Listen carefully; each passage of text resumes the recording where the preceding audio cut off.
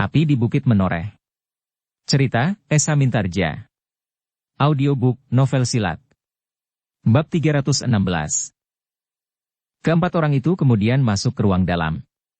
Agung Sedayu pun kemudian menceritakan semua pembicaraannya dengan tamunya yang mengaku bernama Ki Ajar Laksana. Ki Jayaraga yang mendengarkan dengan sungguh-sungguh mengangguk-angguk. Dengan nada dalam ia berkata, "Jadi masalahnya adalah seorang guru yang merasa kehilangan muridnya." "Ya," berkata Agung Sedayu. Ki Jayaraga mengangguk-angguk. Katanya, "Sebenarnya aneh jika Ki Ajar Laksana sendiri yang menangani persoalannya. Tetapi ia adalah gurunya. Guru dari orang yang telah terbunuh oleh Gelagah Putih dan Raden Rangga," berkata Agung Sedayu. "Baiklah," berkata Ki Jayaraga. "Jika anak-anak berkelahi dan orang tuanya ikut campur, maka biarlah yang tua menghadapi yang tua. Jika Ki Ajar Laksana merasa dirinya guru orang yang terbunuh itu, maka aku pun merasa bahwa Gelagah Putih adalah muridku. Meskipun barangkali hubungan antara guru dan murid di perguruan Watu Gulung berbeda dengan hubungan guru dan murid di perguruan yang tidak punya nama lagi. Atau aku harus membuat nama dalam saat yang tiba-tiba ini?" "Ki Jayaraga," berkata Agung Sedayu, "yang dicari di sini bukan guru Gelagah Putih, tetapi aku, sepupunya dan bernama Agung Sedayu. Aku mempunyai waktu sepekan untuk menemukan Gelagah Putih. Jika tidak, maka aku akan diambilnya dan menjadi semacam taruhan. Jika 2 pekan kemudian Gelagah Putih tidak menyerah, maka aku akan dibunuhnya." Ki Jayaraga tersenyum. Katanya, "Seperti membunuh seekor jangkrik saja." Agaknya orang yang bernama Ki Ajar Laksana itu belum mengenal nama-nama yang sudah banyak didengar di Mataram. Agaknya orang itu tidak pernah memperhatikan pergolakan yang timbul sejak berdirinya Pajang sampai saat Mataram bangkit. Sehingga orang itu tidak mengenal nama-nama yang banyak disebut orang, seperti Kiai Gringsing misalnya. "Ah," sahut Kiai Gringsing. "Nama yang tidak punya arti apa-apa bagi Mataram. Apa yang sudah aku lakukan?"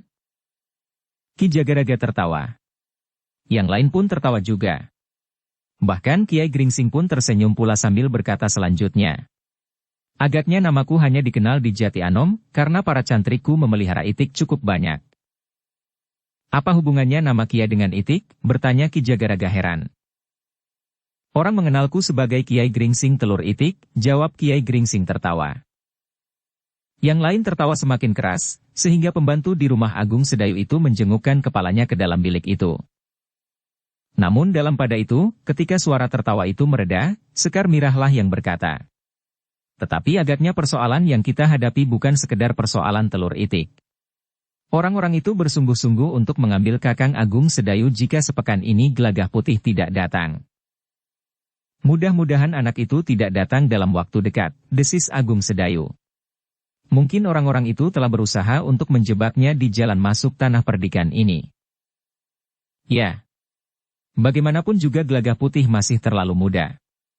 Apalagi orang-orang dari perguruan Watu Gulung itu tentu tidak hanya berdua," berkata Ki Jagaraga.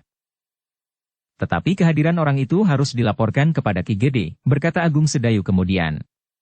"Bagaimanapun juga Ki Gede adalah kepala tanah perdikan ini." Kiai Gringsing mengangguk-angguk. Katanya, "Ya, Ki Gede memang harus tahu bahwa di tanah perdikan ini telah berkeliaran beberapa orang dari perguruan Watu Gulung untuk mencari Gelagah Putih." Demikianlah, Agung Sedayu pun segera bersiap-siap untuk pergi ke rumah Ki Gede. Bahkan kemudian ia tidak akan pergi sendiri. Ia akan pergi bersama Sekar Mirah, karena di rumah Ki Gede ada pandan wangi. Agaknya banyak hal yang akan dapat mereka percakapkan setelah untuk waktu yang agak lama mereka tidak bertemu. Sejenak kemudian Agung Sedayu dan Sekar Mirah telah berkuda menuju ke rumah Ki Gede. Meskipun jaraknya terlalu dekat untuk naik kuda, tetapi mereka berdua kemudian berniat untuk mengelilingi tanah perdikan.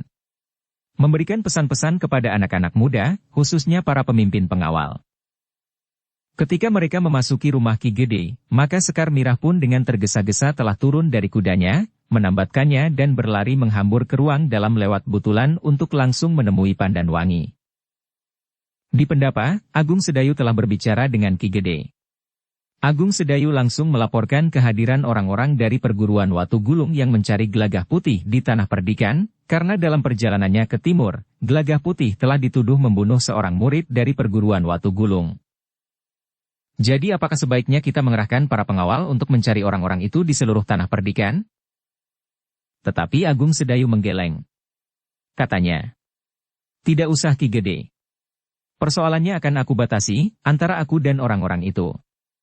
Jika hal ini melibatkan para pengawal, maka korbannya tentu akan menjadi terlalu banyak.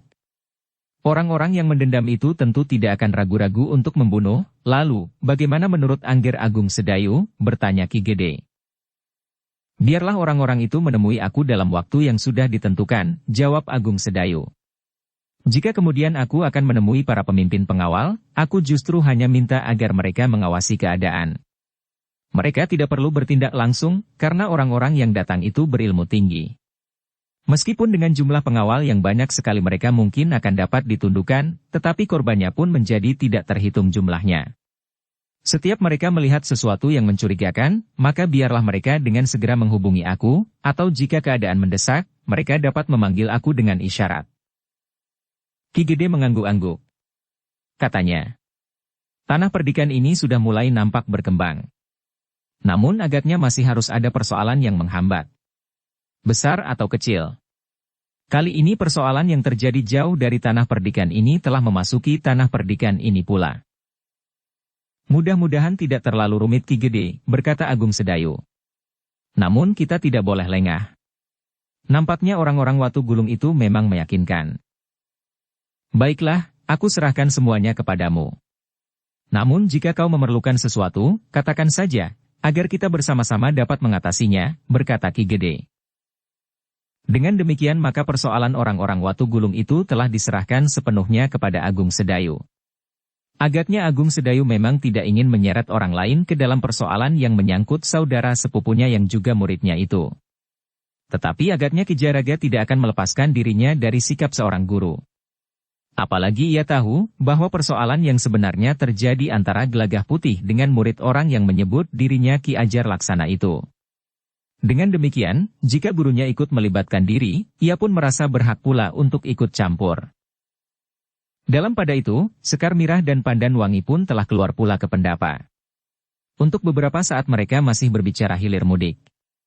Namun kemudian Agung Sedayu dan Sekar Mirah pun telah minta diri. Berhati-hatilah, desis Pandan Wangi. Sekar Mirah tersenyum. Sementara itu Agung Sedayu bertanya. Apakah kau juga menceritakannya kepada Pandan Wangi? Sekar Mirah mengangguk. Katanya. Tetapi aku minta agar ia tidak usah memikirkannya. Ia sekarang tamu di sini. Pandan Wangi tersenyum. Tetapi tidak menjawab. Sementara itu Agung Sedayu dan Sekar Mirah pun sekali lagi minta diri. Mereka kemudian turun dari pendapa diiringi oleh Ki Gede dan Pandan Wangi. Sejenak kemudian Sekar Mirah dan Agung Sedayu pun telah menuntun kuda mereka keluar dari regol. Baru di luar regol keduanya meloncat naik. Kau menjadi semakin tangkas, berkata Pandan Wangi. Ah, kau, desis Sekar Mirah. Dari orang-orang itu di seluruh tanah perdikan? Namun tiba-tiba saja nampak seleret kegelisahan di wajah Pandan Wangi.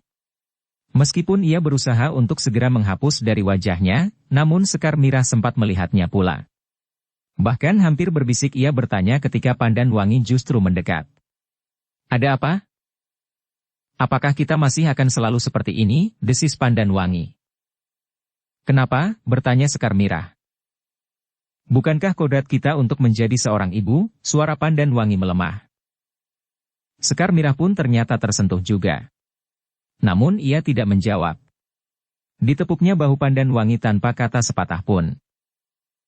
Ketika ia berpaling, Agung Sedayu telah siap pula meskipun ia masih berbicara dengan Ki Gede. Namun kemudian keduanya telah mengangguk dalam-dalam, sementara tangan mereka mulai menggerakkan kendali. Sejenak kemudian, maka kuda mereka pun mulai berlari. Sekar Mirah masih melambaikan tangannya kepada Pandan Wangi, sehingga akhirnya mereka menjadi semakin jauh. Demikianlah, Sekar Mirah dan Agung Sedayu tidak segera kembali ke rumah mereka. Tetapi mereka memang akan menyusuri jalan-jalan padukuhan di tanah perdikan menoreh. Mereka ingin melihat, apakah dengan hadirnya orang-orang Watu Gulung, telah terjadi pengaruh atas orang-orang tanah perdikan dan cara kehidupannya. Namun ternyata tidak terjadi perubahan apapun juga. Orang-orang yang bekerja di sawah masih juga bekerja. Anak-anak mudanya nampak dengan tekun mengerjakan sawah mereka masing-masing. Sementara itu air mengalir di parit-parit yang menusuk sampai ke bagian dalam bulak-bulak yang luas. Bahkan ketika mereka melewati sebuah pasar, meskipun sudah lengang, namun masih nampak bahwa pasar itu tidak mengalami perubahan pula. Orang-orang yang masih menunggui dagangannya yang tersisa duduk dengan tenang, bahkan sambil mengantuk. Kita belum melihat perubahan apapun juga, berkata Sekar Mirah. Agaknya orang-orang itu memang tidak ingin menimbulkan keributan. Mudah-mudahan mereka pun membatasi diri, sehingga persoalannya benar-benar persoalan antara mereka dengan kita, berkata Agung Sedayu. Sekar Mirah menarik nafas dalam-dalam. Bagaimanapun juga Agung Sedayu yang menjadi sasaran itu adalah suaminya. Sehingga dengan demikian, maka tusukan ujung duri di kulit Agung Sedayu akan terasa juga di kulitnya. Ternyata bahwa Agung Sedayu dan Sekar Mirah telah mengelilingi tanah perdikan itu dari ujung sampai ke ujung. Perjalanan keliling yang jarang mereka lakukan. Biasanya mereka melihat-lihat sebagian saja dari tanah perdikan itu.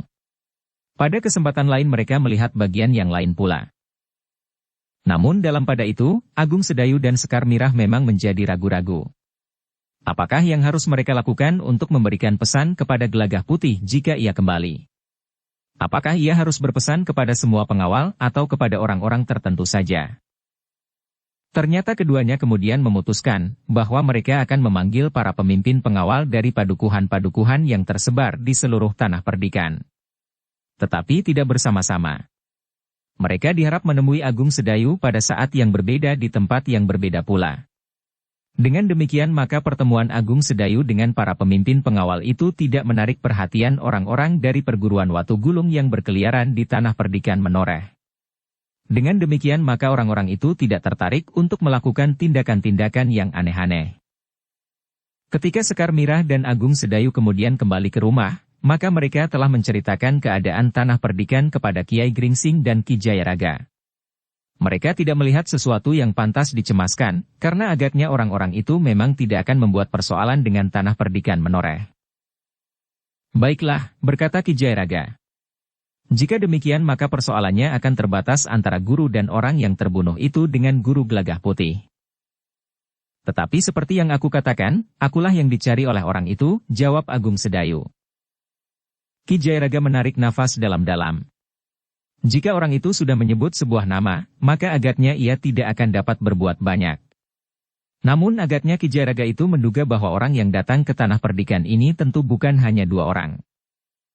Jika mereka datang dengan beberapa orang, maka kau tentu tidak akan sendiri pula Agung Sedayu, berkata Ki Jayaraga. Agung Sedayu mengangguk-angguk. Ia memang tidak boleh sendiri. Ia tidak tahu, apa orang-orang Watu Gulung itu benar-benar jujur. Demikianlah, sejak hari itu, Agung Sedayu telah menerima pemimpin kelompok pengawal dari padukuhan-padukuhan. Namun mereka datang sendiri-sendiri dan menemui Agung Sedayu di tempat yang berbeda. Ada yang di rumahnya, ada yang di rumah Ki Gede, dan bahkan ada yang ditemui oleh Agung Sedayu di banjar padukuhan masing-masing. Dengan hati-hati Agung Sedayu menyampaikan pesan kepada para pemimpin pengawal, agar mereka mengamati keadaan dengan cermat. Jika mereka melihat Gelagah Putih, kapan dan dimanapun, supaya memberitahukan agar anak itu segera menemui Agung Sedayu. Agar para pemimpin kelompok itu tidak mereka-reka persoalan yang mereka hadapi, maka Agung Sedayu berkata, ada orang yang mengancamnya. Tetapi kalian tidak perlu memberitahukan kepada orang lain. Persoalannya tidak terlalu gawat, sehingga kalian jangan justru membuat tanah perdikan ini gelisah. Para pemimpin pengawal itu mengangguk-angguk. Mereka mengerti maksud Agung Sedayu. Itulah sebabnya maka Agung Sedayu tidak memanggil mereka bersama-sama. Tetapi ditemuinya para pemimpin pengawal dari padukuhan-padukuhan itu secara terpisah. Namun ternyata di hari-hari berikutnya, tidak seorang pun yang melihat Gelagah Putih memasuki tanah perdikan. Hari demi hari, sehingga mendekati waktu yang ditentukan oleh orang-orang Watu Gulung itu. Sepekan. Bagaimanapun juga Sekar Mirah tidak dapat menghindarkan diri dari ketegangan. Ia mengerti bahwa suaminya memiliki kemampuan yang tinggi. Namun bagaimanapun juga kemampuan seseorang itu tentu terbatas. Tetapi agaknya Agung Sedayu sendiri tidak begitu menghiraukannya. Ia justru telah memanfaatkan kehadiran gurunya di tanah perdikan menoreh. Di setiap malam Agung Sedayu dan Kiai Gringsing, bahkan kadang-kadang juga Ki Jayaraga dan Sekar Mirah, berada di sanggar. Kiai Gringsing yang sudah agak lama tidak bertemu dengan muridnya memang merasa kagum melihat perkembangan ilmu Agung Sedayu. Agung Sedayu sudah mulai merambah pada ilmu yang dipelajari dari kitab yang pernah dibacanya, dengan penguasaan ilmu untuk mempercepat getaran udara serta menghisap dan seakan-akan memampatkan endapan kekuatan di udara, sehingga terbentuklah wujud yang mirip dengan kabut tipis. Semakin kuat ilmu itu diterapkan, maka kabut itu pun menjadi semakin tebal. Sesuai dengan kepentingan mengeterapkan ilmu itu, maka kabut itu dapat melingkar atau menutupi suatu lingkungan sehingga menjadi gelap, atau berhembus lewat dengan membawa kekuatan yang dipancarkan dengan ilmu yang sejalan, sehingga kabut itu dapat mengandung kekuatan. Bahkan dapat membakar, namun dapat pula membekukan sasaran. Kiai Gringsing memang merasa heran. Tanpa tuntutan langsung, Agung Sedayu mampu menguasai ilmu itu. Bahkan dengan bekal kemampuan yang ada padanya, maka kabut itu akan dapat menggulung bukan saja hanya sebuah sasaran. Bahkan Agung Sedayu pun telah mempelajari beberapa jenis ilmu yang lain. Ia sengaja melampaui tuntunan ilmu yang mirip dengan ilmu yang telah dikuasainya. Ia tidak berminat untuk menguasai kemampuan ilmu tameng wajah, meskipun ia akan dapat melakukannya, karena ilmu itu memiliki kekuatan mirip dengan ilmu kebal yang telah dikuasainya. Agung Sedayu juga tidak mempelajari ilmu rogrok asem yang memiliki lontaran pukulan susul-menyusul hentak-menghentak dengan kekuatan yang sangat besar, karena Agung Sedayu telah memiliki kemampuan yang meskipun wujudnya agak berbeda, namun tidak kalah dari ilmu itu. Dengan telapak tangannya Agung Sedayu mampu menghancurkan sasaran yang betapapun kokohnya. Sementara itu dengan sorot matanya Agung Sedayu merupakan seorang yang disegani oleh lawan-lawannya yang pernah menghadapinya. Bahkan sebagian besar dari mereka yang tidak mau mengakui kenyataan itu, harus menebus dengan nyawanya. Di samping sebuah senjatanya yang jarang ada bandingnya. Dialiri getaran kekuatan ilmunya, maka cambuk di tangan Agung Sedayu benar-benar merupakan senjata yang mengerikan. Di samping senjatanya itu, Agung Sedayu adalah seorang yang kebal bisa. Bukan karena benda-benda yang memiliki kekuatan untuk menghisap atau menawarkan bisa, tetapi kemampuannya melawan bisa itu ada di dalam dirinya. Ilmu kebal yang telah dikuasainya. Agung Sedayu juga tidak mempelajari ilmu rogrok asem yang memiliki lontaran pukulan susul-menyusul hentak-menghentak dengan kekuatan yang sangat besar, karena Agung Sedayu telah memiliki kemampuan yang meskipun wujudnya agak berbeda, namun tidak kalah dari ilmu itu. Dengan telapak tangannya Agung Sedayu mampu menghancurkan sasaran yang betapapun kokohnya. Pada saat-saat ia masih lebih muda, ia bergaul dengan Panembahan Senapati yang masih disebut Mas Ngabehi Loring Pasar atau Raden Sutawijaya. Ia pun banyak mendapat tuntunan dari Pangeran Benawa yang memiliki ilmu tak terhitung. Sementara itu, Agung Sedayu pernah mempelajari dan mengingat isi kitab yang dimiliki Ki Waskita dan gurunya sendiri, Kiai Gringsing. Sehingga karena itu, maka Agung Sedayu bagi Kiai Gringsing telah memiliki ilmu lebih lengkap dari yang diduganya. Sementara itu, ilmunya ternyata masih berkembang terus sampai pada saat terakhir. Agung Sedayu telah mempelajari ilmu sebagaimana pernah diterapkan oleh Kiai Gringsing sendiri, seakan-akan dapat menguasai kabut. Selain ilmu yang berhubungan dengan kemampuan untuk membela diri, maka Agung Sedayu telah memiliki pula kemampuan pengamatan yang sangat tajam, pendengaran, penciuman dan penggeraita, dengan ilmu Sabta Pandulu, Sabta Pangrungu, Sabta Pangganda dan Sabta Pangrasa. Bahkan Aji Pameling. Dalam waktu yang pendek Kiai Gringsing sempat mengenali serba sedikit ilmu-ilmu yang dimiliki Agung Sedayu. Ia memang ingin melihat kembali, seolah-olah ia ingin mengenang satu masa yang pernah ditinggalkannya. Selagi ia masih muda, semuda Agung Sedayu itu. Tetapi Kiai Gringsing telah menjadi semakin tua. Betapa tinggi ilmunya, namun ia tidak akan dapat mempertahankan wadaknya dalam keadaan yang tetap sebagaimana masa mudanya. Karena itu, dengan melihat kemampuan Agung Sedayu, Kiai Gringsing seakan-akan telah mengenang dirinya kembali. Banyak hal yang dapat menyentuh kenangannya yang ada pada Agung Sedayu, tetapi tidak dilihatnya pada Swandaru, yang lebih mengkhususnya diri pada pilihannya tanpa melihat kemungkinan lain yang dapat dikembangkannya. Namun bagaimanapun juga, Kiai Gringsing selalu mengingatkan kepada Agung Sedayu, bahwa tidak ada ilmu yang tidak ada tandingnya. Yang nampak lemah bagi sesuatu jenis ilmu, ternyata tidak terkalahkan oleh ilmu yang lain, sementara ilmu itu lebih kuat dari ilmu yang pertama. Putaran kekuatan seperti itulah yang memungkinkan, bahwa kadang-kadang yang tidak nalar telah terjadi. Yang seharusnya menang telah dikalahkan, dan menurut perhitungan seseorang harus kalah, ternyata justru menang. Dengan pengertian itu, maka seseorang tidak akan menjadi takabur karenanya. Bahkan akan selalu ingat kepada kuasa dari Yang Maha Agung. Dengan demikian, penilaian Kiai Gringsing atas kemampuan muridnya sekilas telah memberikan kebanggaan di hatinya. Ia memang berharap bahwa Agung Sedayu akan dapat melanjutkan bahkan justru mengembangkan ilmu yang dimilikinya, sehingga tidak lenyap bersama tubuhnya di dalam kuburnya. Namun ada satu hal yang kemudian dikatakannya kepada Agung Sedayu.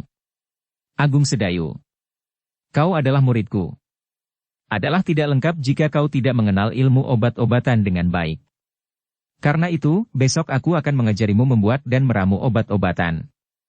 Kemudian menelusuri urat-urat nadi, simpul-simpul syaraf dan otot serta jalur-jalur jalan darah.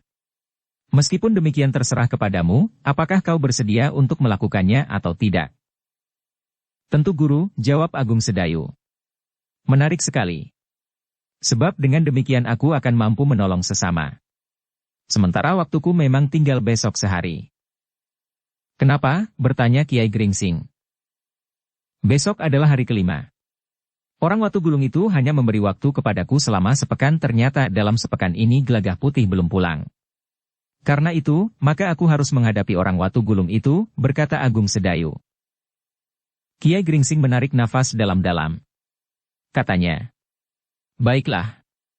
Tetapi kau harus berhati-hati. Nampaknya orang Watu Gulung itu memang berilmu tinggi. Ia yakin akan dirinya, dan karena itu kau tidak boleh lengah menghadapinya. Aku akan berhati-hati, guru, jawab Agung Sedayu. Kau sudah mempunyai berjenis ilmu yang dapat kau pergunakan.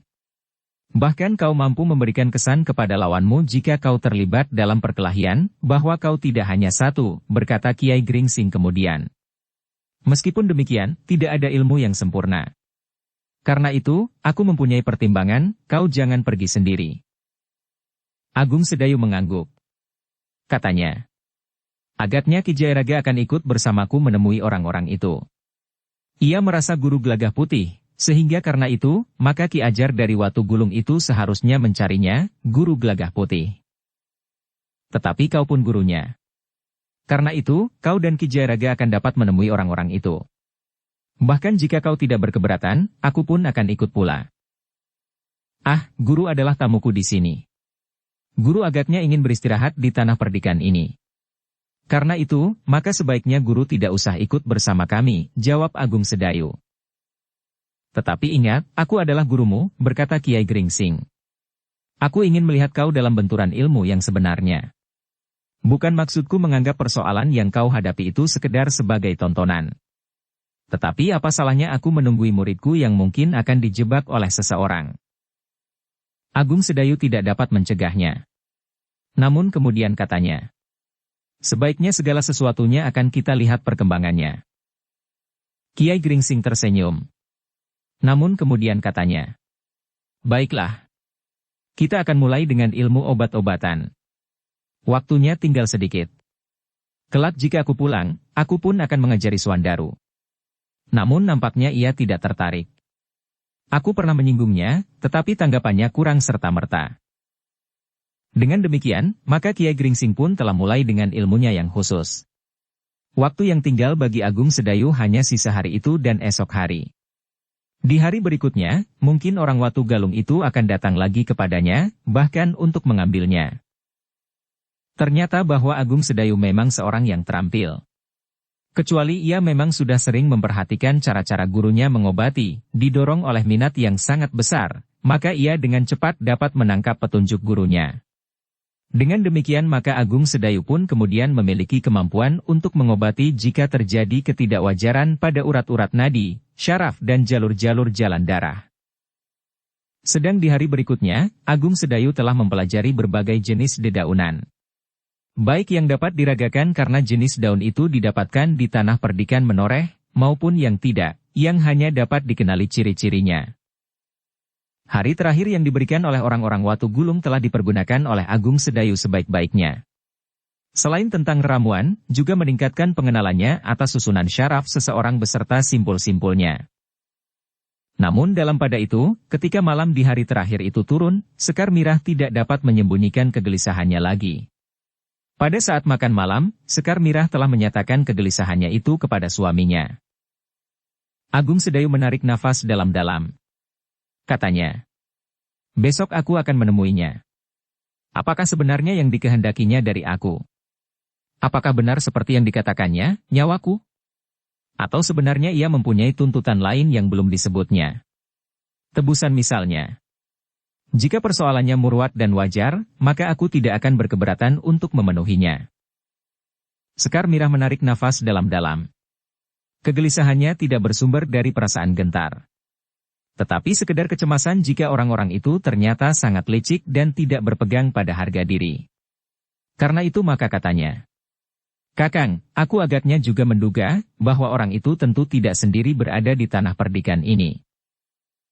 Aku pun menduga demikian.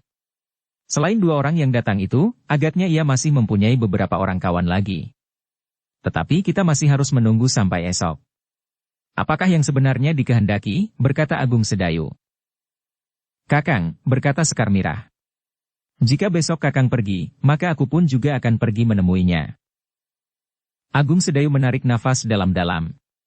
Katanya, "Biarlah aku menyelesaikan persoalan ini bersama Ki Jayaraga." Memang ada baiknya Kakang mengajak Ki Jayaraga. Tetapi aku pun harus ikut pula, minta Sekar Mirah. Agung Sedayu termangu-mangu sejenak. Agaknya ia memang tidak dapat menolak permintaan Sekar Mirah, sebagaimana ia tidak dapat menolak permintaan Ki Jayaraga dan Kiai Gringsing. Namun Agung Sedayu pun menjawab, "Baiklah, kita akan memperhatikan keadaan, Sekar Mirah." Dalam pada itu, Ki Jayaraga dan Kiai Gringsing pun telah berketetapan untuk ikut pula. Mereka akan melihat apa yang akan terjadi seandainya Agung Sedayu dibawa oleh orang-orang dari perguruan Watu Gulung itu. Malam itu, rasa-rasanya terlalu lama bagi seisi rumah Agung Sedayu. Mereka reka apa saja yang akan dilakukan oleh orang-orang Watu Gulung itu. Apakah mereka akan dengan paksa membawa Agung Sedayu dari rumah itu, atau sekedar mengancam serta memeras, atau cara-cara lain yang akan ditempuh. Namun ketika malam menjadi semakin malam, maka mereka pun akhirnya sempat tidur juga untuk beberapa lama. Pagi-pagi benar, seperti biasa, isi rumah itu telah bangun. Pembantu rumah Agung Sedayu itu sudah membersihkan ikan hasil tangkapannya di pelataran sumur. Sementara itu Sekar Mirah yang melihatnya ketika ia mengambil air untuk mencuci beras bertanya, "Apakah kau masih belum jemu makan ikan air seperti itu? Wader yang kecil-kecil, sejemput udang, seekor dua ekor lele dan kutuk, dan sekali dua kali kau dapatkan beberapa ekor badar. Bukankah bukan hanya aku saja yang makan? Jika ada gelagah putih, maka gelagah putihlah yang gemar sekali ikan lele. Tetapi jika gelagah putih tidak ada, ikan ini bermanfaat pula untuk memberi makan kucing," jawab anak itu. "Oh, jadi kau samakan gelagah putih dengan kucing?" bertanya Sekar Mirah. "Tidak. Bukan maksudku. Tetapi karena ikan itu terlalu banyak bagi aku sendiri, maka aku sering memberikannya untuk makan kucing," berkata anak itu. Sekar Mirah tidak bertanya lagi. Ia pun kemudian sibuk menyiapkan makan pagi lebih awal dari biasanya. "Siapa tahu, semuanya akan terjadi di pagi-pagi sekali," berkata Sekar Mirah. Seperti yang diminta Sekar Mirah, maka mereka pun kemudian telah bersiap-siap untuk makan pagi. Demikian matahari terbit, maka segalanya sudah tersedia di ruang dalam. Agaknya yang lain pun telah menyesuaikan diri pula. Mereka telah mandi pagi-pagi, dan ketika Sekar Mirah siap dengan makan paginya, mereka pun telah siap membenahi diri. Namun dalam pada itu, mereka terkejut ketika mereka mendengar derap kaki kuda memasuki halaman. Ketika Sekar Mirah melihat dari celah-celah daun pintu yang dibukanya sedikit, maka ia pun justru dengan tergesa-gesa menyongsongnya. "Siapa?" desis Agung Sedayu. "Entahlah," sahut Ki Jayaraga. Agung Sedayu pun dengan tergesa-gesa keluar pula. Ternyata yang datang berkuda adalah seorang perempuan dengan pedang rangkap di lambungnya. "Pandan Wangi," Agung Sedayu berdesis. Bukankah hari ini hari yang dijanjikan, desis Pandanwangi. Hari yang dijanjikan apa? Bertanya Agung Sedayu. Orang-orang Watu Gulung itu, jawab Pandanwangi. Oh, Agung Sedayu menarik nafas dalam-dalam. Biarkan aku berada di sini untuk melihat perkembangan dari peristiwa itu. Aku sudah minta diri kepada ayah. Ayah tidak berkeberatan, berkata Pandanwangi.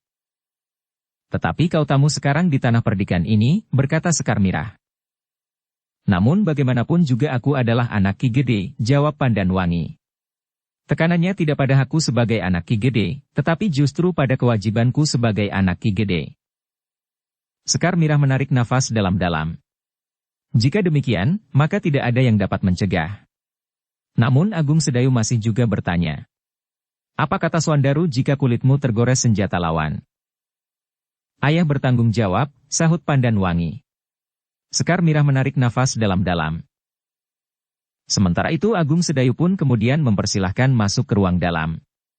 Bahkan untuk ikut makan pagi pula bersama mereka. Aku sudah makan, berkata Pandanwangi. Makan saja seadanya, atau barangkali sekedar mengotori mangkuk, sahut Sekar Mirah.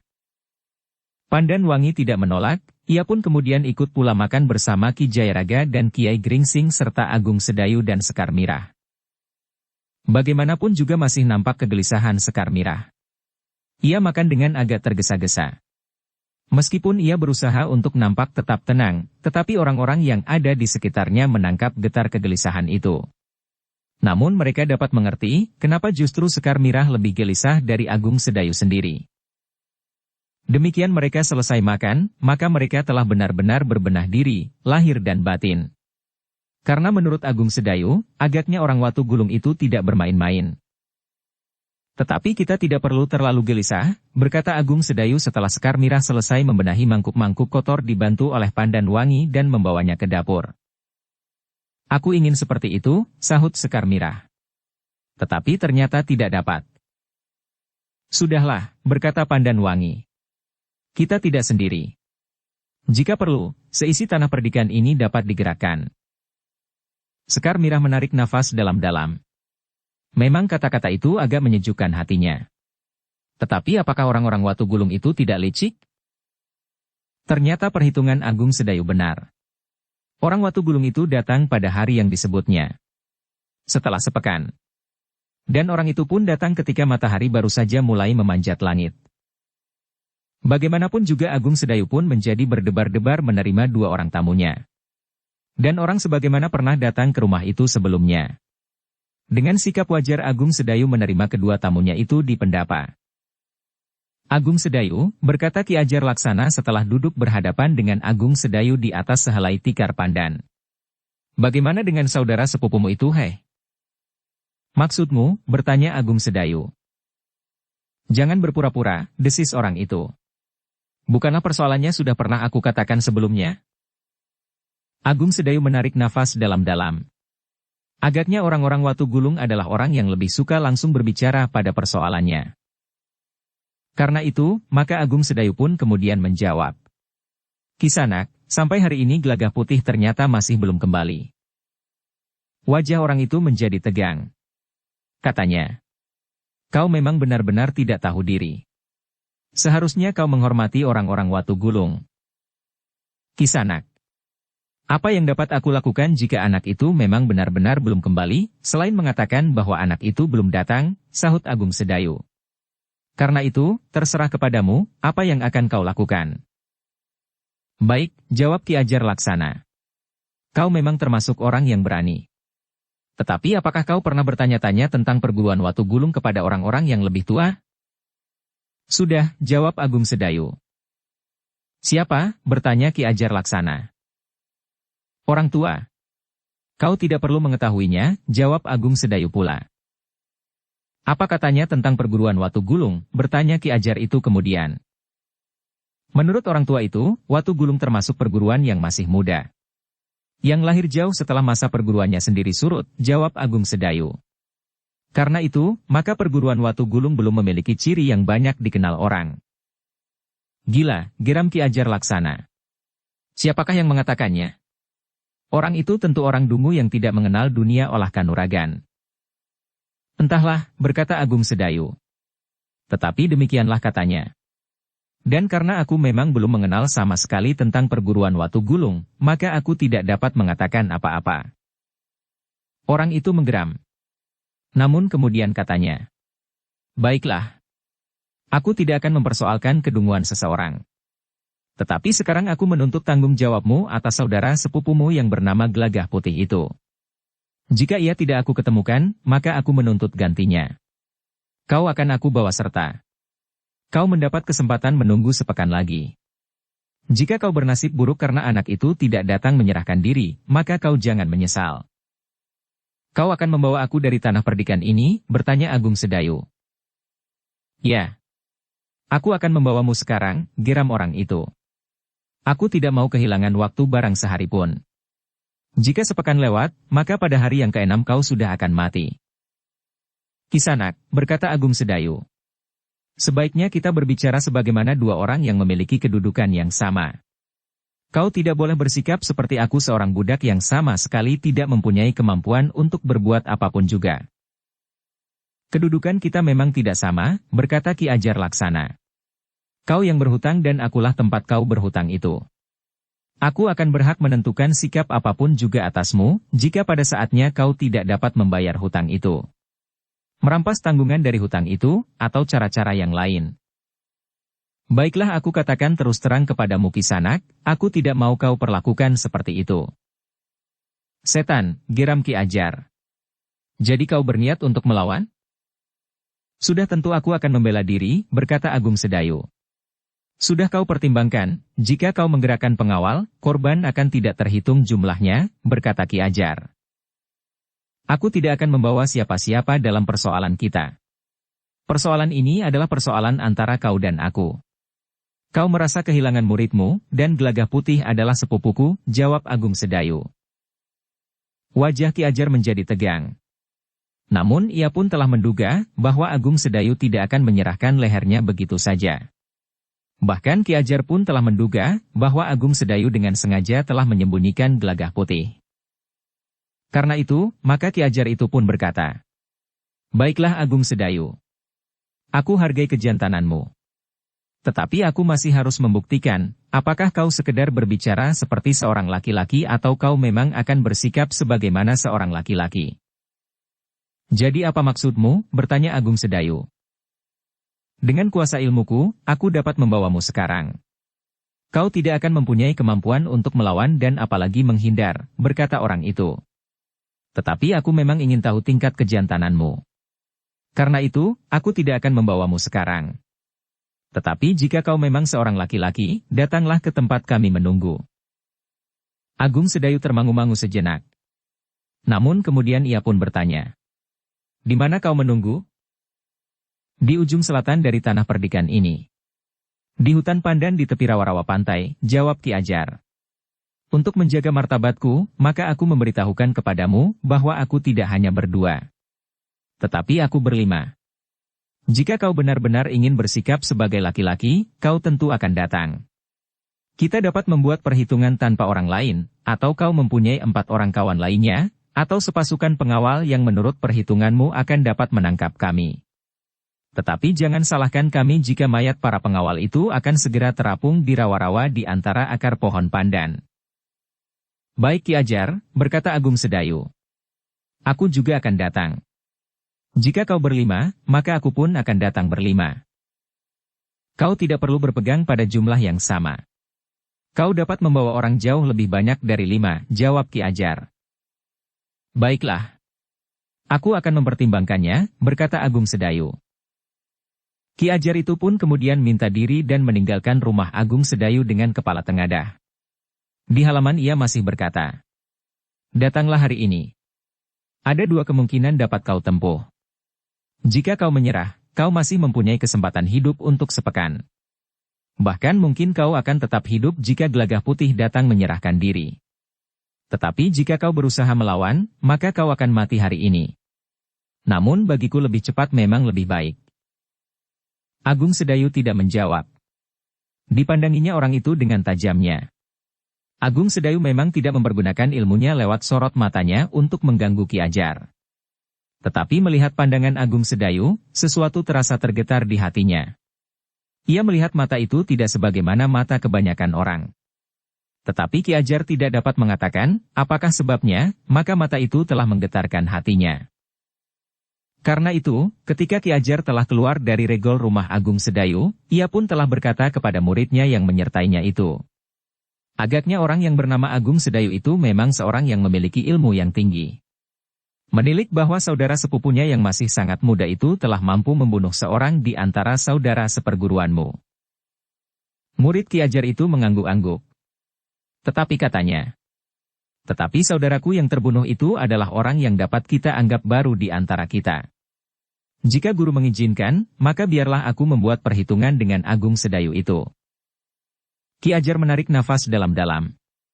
Tetapi katanya, orang itu berbahaya bagimu. Aku sendiri akan membunuhnya. Muridnya tidak menyahut. Jika gurunya berkata demikian, maka gurunya itu tentu sudah memperhitungkan beberapa hal yang dapat ditangkapnya pada Agung Sedayu.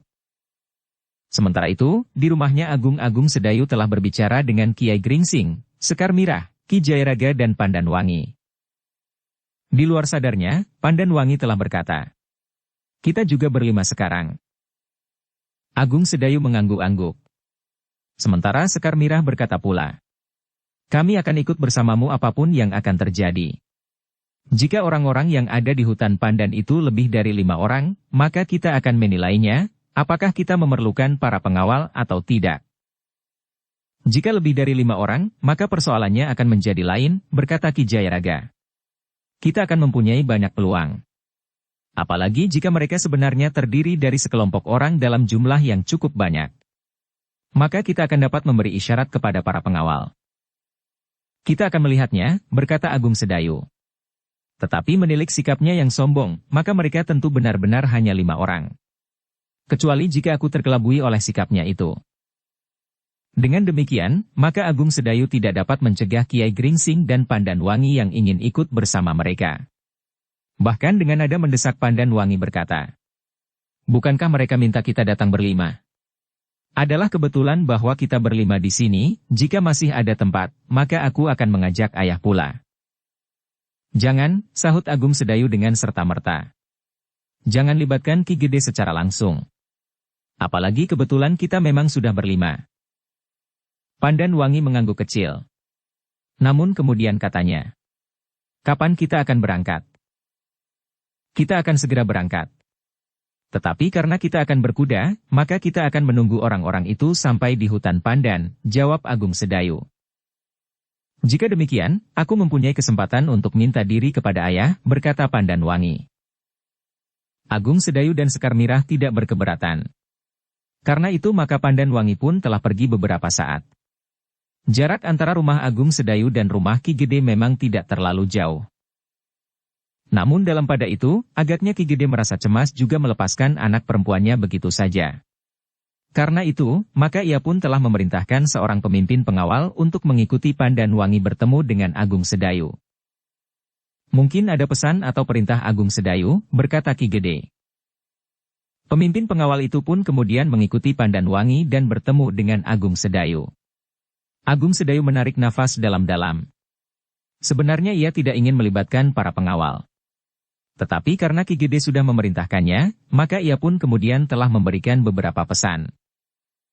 Kau tidak usah membuat orang lain gelisah, berkata Agung Sedayu. Siapkan saja mereka yang bertugas. Jika aku memberikan isyarat dengan panah sendaren, maka sekelompok pengawal berkuda harus pergi ke alas Pandan di pinggir rawa-rawa pantai. Panah itu tidak akan sampai ke padukuhan induk ini, betapapun kuatnya busur yang melontarkannya, berkata pemimpin pengawal itu. Siapkan 1-2 orang pengawal di padukuhan Gumolong. Panah sendaren akan mencapai padukuhan itu. Kemudian dari padukuhan itu akan dilanjutkan isyarat ke padukuhan induk. Mungkin harus disambung lagi di padukuhan Patran, berkata Agung Sedayu. Namun berkali-kali Agung Sedayu berpesan, agar hal ini tidak membuat tanah perdikan menjadi gelisah. Aku ingin membatasi persoalannya, berkata Agung Sedayu. Baiklah, berkata pengawal itu. Aku akan dengan hati-hati memberitahukan hal ini kepada beberapa orang pengawal. Terutama yang bertugas saja. Terima kasih, berkata Agung Sedayu. Aku berharap bahwa orang yang mempunyai kepentingan dengan kami adalah seorang yang bertanggung jawab dan tidak licik, sehingga aku tidak perlu membuat orang lain terlibat ke dalamnya. Tetapi seandainya demikian, bukankah itu sudah menjadi kewajiban seorang pengawal, desis pengawal itu. Terima kasih. Mudah-mudahan kami dapat mengatasi sendiri, berkata Agung Sedayu kemudian. Demikianlah, maka pengawal itu pun telah minta diri. Namun sementara itu Agung Sedayu pun berkata, kami juga sudah siap untuk berangkat. Demikianlah, ketika pengawal itu meninggalkan rumah itu, Agung Sedayu dan keempat orang yang lain pun telah bersiap. Sejenak kemudian mereka pun telah berada di punggung kuda. Mungkin aku agak lama, berkata Agung Sedayu kepada pembantunya. Pembantunya tidak menjawab. Namun di wajahnya nampak kecemasan hatinya. Anak itu melihat orang-orang berkuda itu membawa senjata.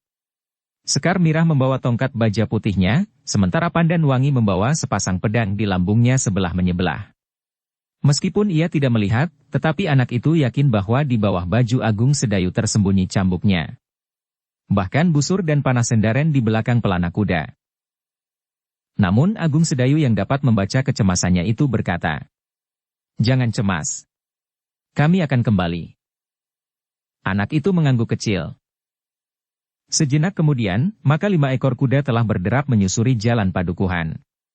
Orang-orang yang berpapasan memang menjadi heran melihat kelima orang itu berkuda bersama-sama. Namun setiap kali Sekar Mirah menjawab setiap pertanyaan, Pandan Wangi ingin melihat perubahan-perubahan yang terjadi di tanah perdikannya. Orang-orang yang mendapat jawaban itu mengangguk-angguk, karena jawaban itu masuk di akalnya. Demikianlah, maka kelima orang itu langsung menuju ke bagian selatan tanah perdikan. Mereka meninggalkan padukuhan terakhir, melintasi Pategalan dan kemudian memasuki hutan perdu. Sejenak kemudian mereka telah berada di hutan pandan yang terletak di tepi rawa-rawa pantai yang pepat oleh tumbuh-tumbuhan air, pandan yang berduri tajam, semak-semak dan batang ilalang. Kita akan menunggu di sini, berkata Agung Sedayu. Kita tidak akan memasuki daerah yang berawa-rawa itu. Pandan Wangi mengangguk-angguk. Dengan nada datar ia berkata, jarang sekali aku sampai ke daerah ini meskipun sejak kecil aku hidup di tanah perdikan menoreh. Sekar Mirah pun memandang berkeliling. Ia sudah pernah melihat daerah itu. Tetapi rasa-rasanya berdebar-debar juga menghadapi hamparan hutan pandan yang luas. Kelima orang itu pun kemudian telah meloncat turun dari kuda mereka. Di daerah yang cukup lapang, mereka telah mengikat kuda-kuda mereka pada batang pohon perdu. Sejenak mereka menunggu. Namun Agung Sedayu pun menjadi ragu. Hutan pandan itu memang luas, sehingga mungkin orang-orang itu tidak tahu bahwa 5 orang telah datang untuk menemui mereka. Karena itu, maka Agung Sedayu pun telah membuat api dengan batu titikan. Dikumpulkannya rumputan kering dan kemudian dinyalakannya, sehingga gumpal-gumpal asap telah naik ke udara. Mudah-mudahan mereka melihatnya, berkata Agung Sedayu kepada Ki Jayaraga. Atau barangkali mereka justru sudah meninggalkan hutan ini, sahut Ki Jayaraga. Aku kira belum. Nampaknya mereka bersungguh-sungguh.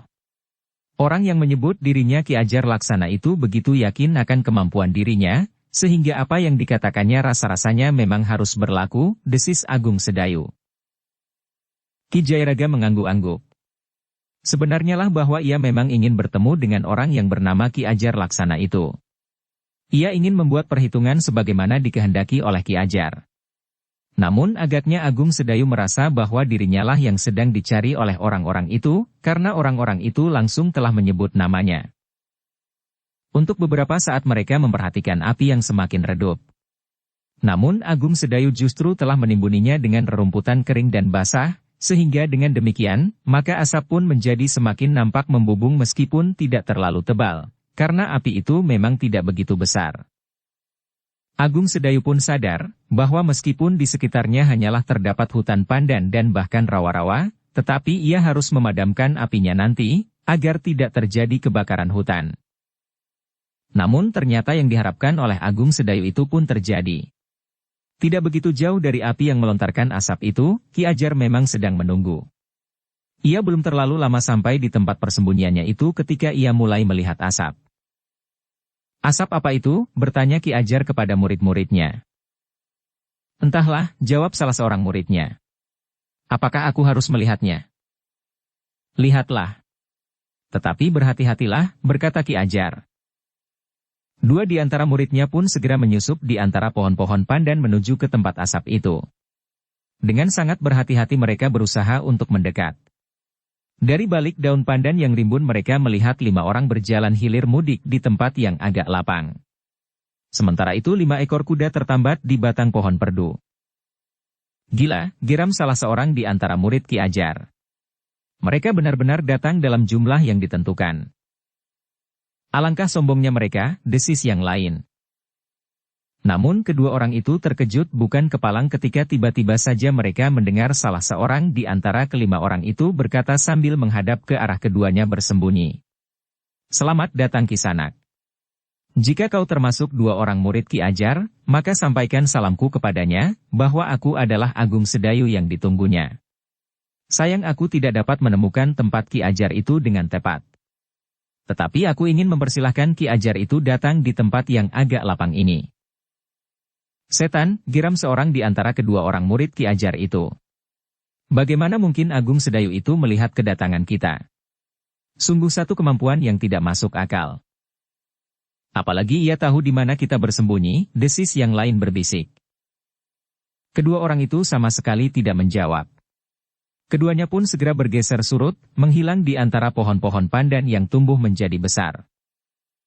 Dengan tergesa-gesa kedua orang itu melaporkan kepada guru mereka, bahwa yang membuat asap itu ternyata adalah Agung Sedayu. Bagaimana kau tahu? Bertanya Ki Ajar.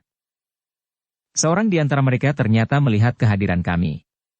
Padahal menurut perhitungan kami, hal itu tidak akan mungkin. Dengan lantang orang itu berpesan agar aku sampaikan kepada Ki Ajar salamnya, dan memberitahukan bahwa mereka berlima telah menunggu. Orang itu telah menyebut namanya, Agung Sedayu. Persetan, geram Ki Ajar. Namun ternyata bahwa Agung Sedayu telah berhasil menusukkan pengaruh kesombongannya kepada muridnya. Karena itu, maka Ki Ajar itu pun berkata, dan kau mulai menjadi gentar melihat permainan itu? Namun dengan serta-merta muridnya itu menjawab, tidak guru. Aku sama sekali tidak menjadi gentar melihat kehadiran mereka berlima. Bagaimana jika kau aku tunjuk untuk melawan orang yang bernama Agung Sedayu? Orang yang melihat kelima orang di tempat yang agak lapang itu menjadi ragu-ragu. Bukan karena kekecilan hatinya, tetapi ia membuat perhitungan berdasarkan pada nalarnya. Namun yang tertua di antara keempat muridnya itu berkata, Guru, aku adalah yang tertua di antara saudara-saudara seperguruanku. Mungkin aku memiliki masa penempaan yang paling lama. Karena itu, jika guru berkenan, beri kesempatan aku menyelesaikan Agung Sedayu. Bukankah menurut guru, aku sudah mewarisi semua ilmu dari perguruan kita? Meskipun mungkin aku belum dapat mengembangkannya, tetapi aku sudah mempunyai bekal yang cukup untuk melakukannya. Gurunya mengerutkan keningnya. Namun kemudian ia pun berkata sambil tersenyum. Kita belum mengetahui siapakah orang terbaik di antara kelima orang itu. Tetapi agar aku yakin bahwa dendam kita dapat kita lepaskan, maka aku berharap bahwa aku akan dapat membunuh Agung Sedayu. Tetapi jika ada orang lain yang lebih besar kemampuannya dari Agung Sedayu, maka biarlah kau melawan Agung Sedayu itu. Aku yakin bahwa kau pun akan dapat membinasakannya. Agaknya di sini tidak ada orang lain yang perlu diperhitungkan lagi. Jika ada 2 orang saja di antara isi tanah perdikan ini, maka tanah perdikan ini benar-benar tanah perdikan yang sangat besar. Muridnya mengangguk-angguk. Sementara itu Ki Ajar pun segera memerintahkan murid-muridnya untuk bersiap. Namun kemudian katanya, tetapi jangan terlalu yakin bahwa yang datang itu hanya 5 orang. Siapa tahu bahwa sekelompok pengawal telah bersiap. Pada saatnya mereka akan datang menyergap kita. Kita akan menaburkan kematian, berkata muridnya yang tertua. Tetapi bukan salah kita. Ya. Sudah tentu bukan salah kita, jawab Ki Ajar. Aku sudah memperingatkan Agung Sedayu akan kemungkinan itu. Para murid Ki Ajar itu mengangguk-angguk. Mereka memang terlalu yakin akan kemampuan mereka dan terutama guru mereka. Namun demikian ternyata Ki Ajar itu masih memberikan peringatan kepada murid-muridnya. Namun bagaimanapun juga kalian harus menyadari bahwa pada satu saat kita akan sampai pada satu batas yang tidak teratasi. Jika jumlah para pengawal itu terlalu banyak tanpa menghiraukan kematian yang terjadi, maka mungkin kita harus mengalah, menyingkir dari arena. Nah, hutan pandan ini memberikan banyak kesempatan. Kita tidak akan menyingkir dari medan, berkata salah seorang murid Ki Ajar. Seperti tadi guru katakan, kematian mereka bukan salah kita. Ki Ajar mengerutkan keningnya. Namun ia pun kemudian tidak menjawab lagi. Bahkan ia pun berkata, "Kita pergi sekarang." Demikianlah, maka kelima orang itu pun segera pergi menuju ke arah asap yang mengepul. Bagaimanapun juga maka Ki Ajar harus menilai betapa Agung Sedayu tanpa mengenal gentar telah menyatakan kehadirannya. Justru dengan membuat api untuk melontarkan asap ke udara. Jarak di antara mereka memang tidak jauh. Karena itu, maka pada waktu singkat Ki Ajar Laksana bersama murid-muridnya telah mendekati daerah yang cukup lapang di antara hutan pandan itu. Kelima orang yang menunggu itu pun segera melihat kehadiran mereka. Karena itu, maka mereka pun segera bergeser menghadap ke arah kelima orang yang baru datang itu. Namun, demikian Ki Ajar Laksana muncul di tempat yang cukup lapang itu, ia mengerutkan keningnya. Ia melihat Pandan Wangi dan orang tua yang berkuda bersamanya beberapa hari yang lalu. Karena itu hampir di luar sadarnya Ki Ajar itu berdesis. "Kita bertemu lagi Kisanak."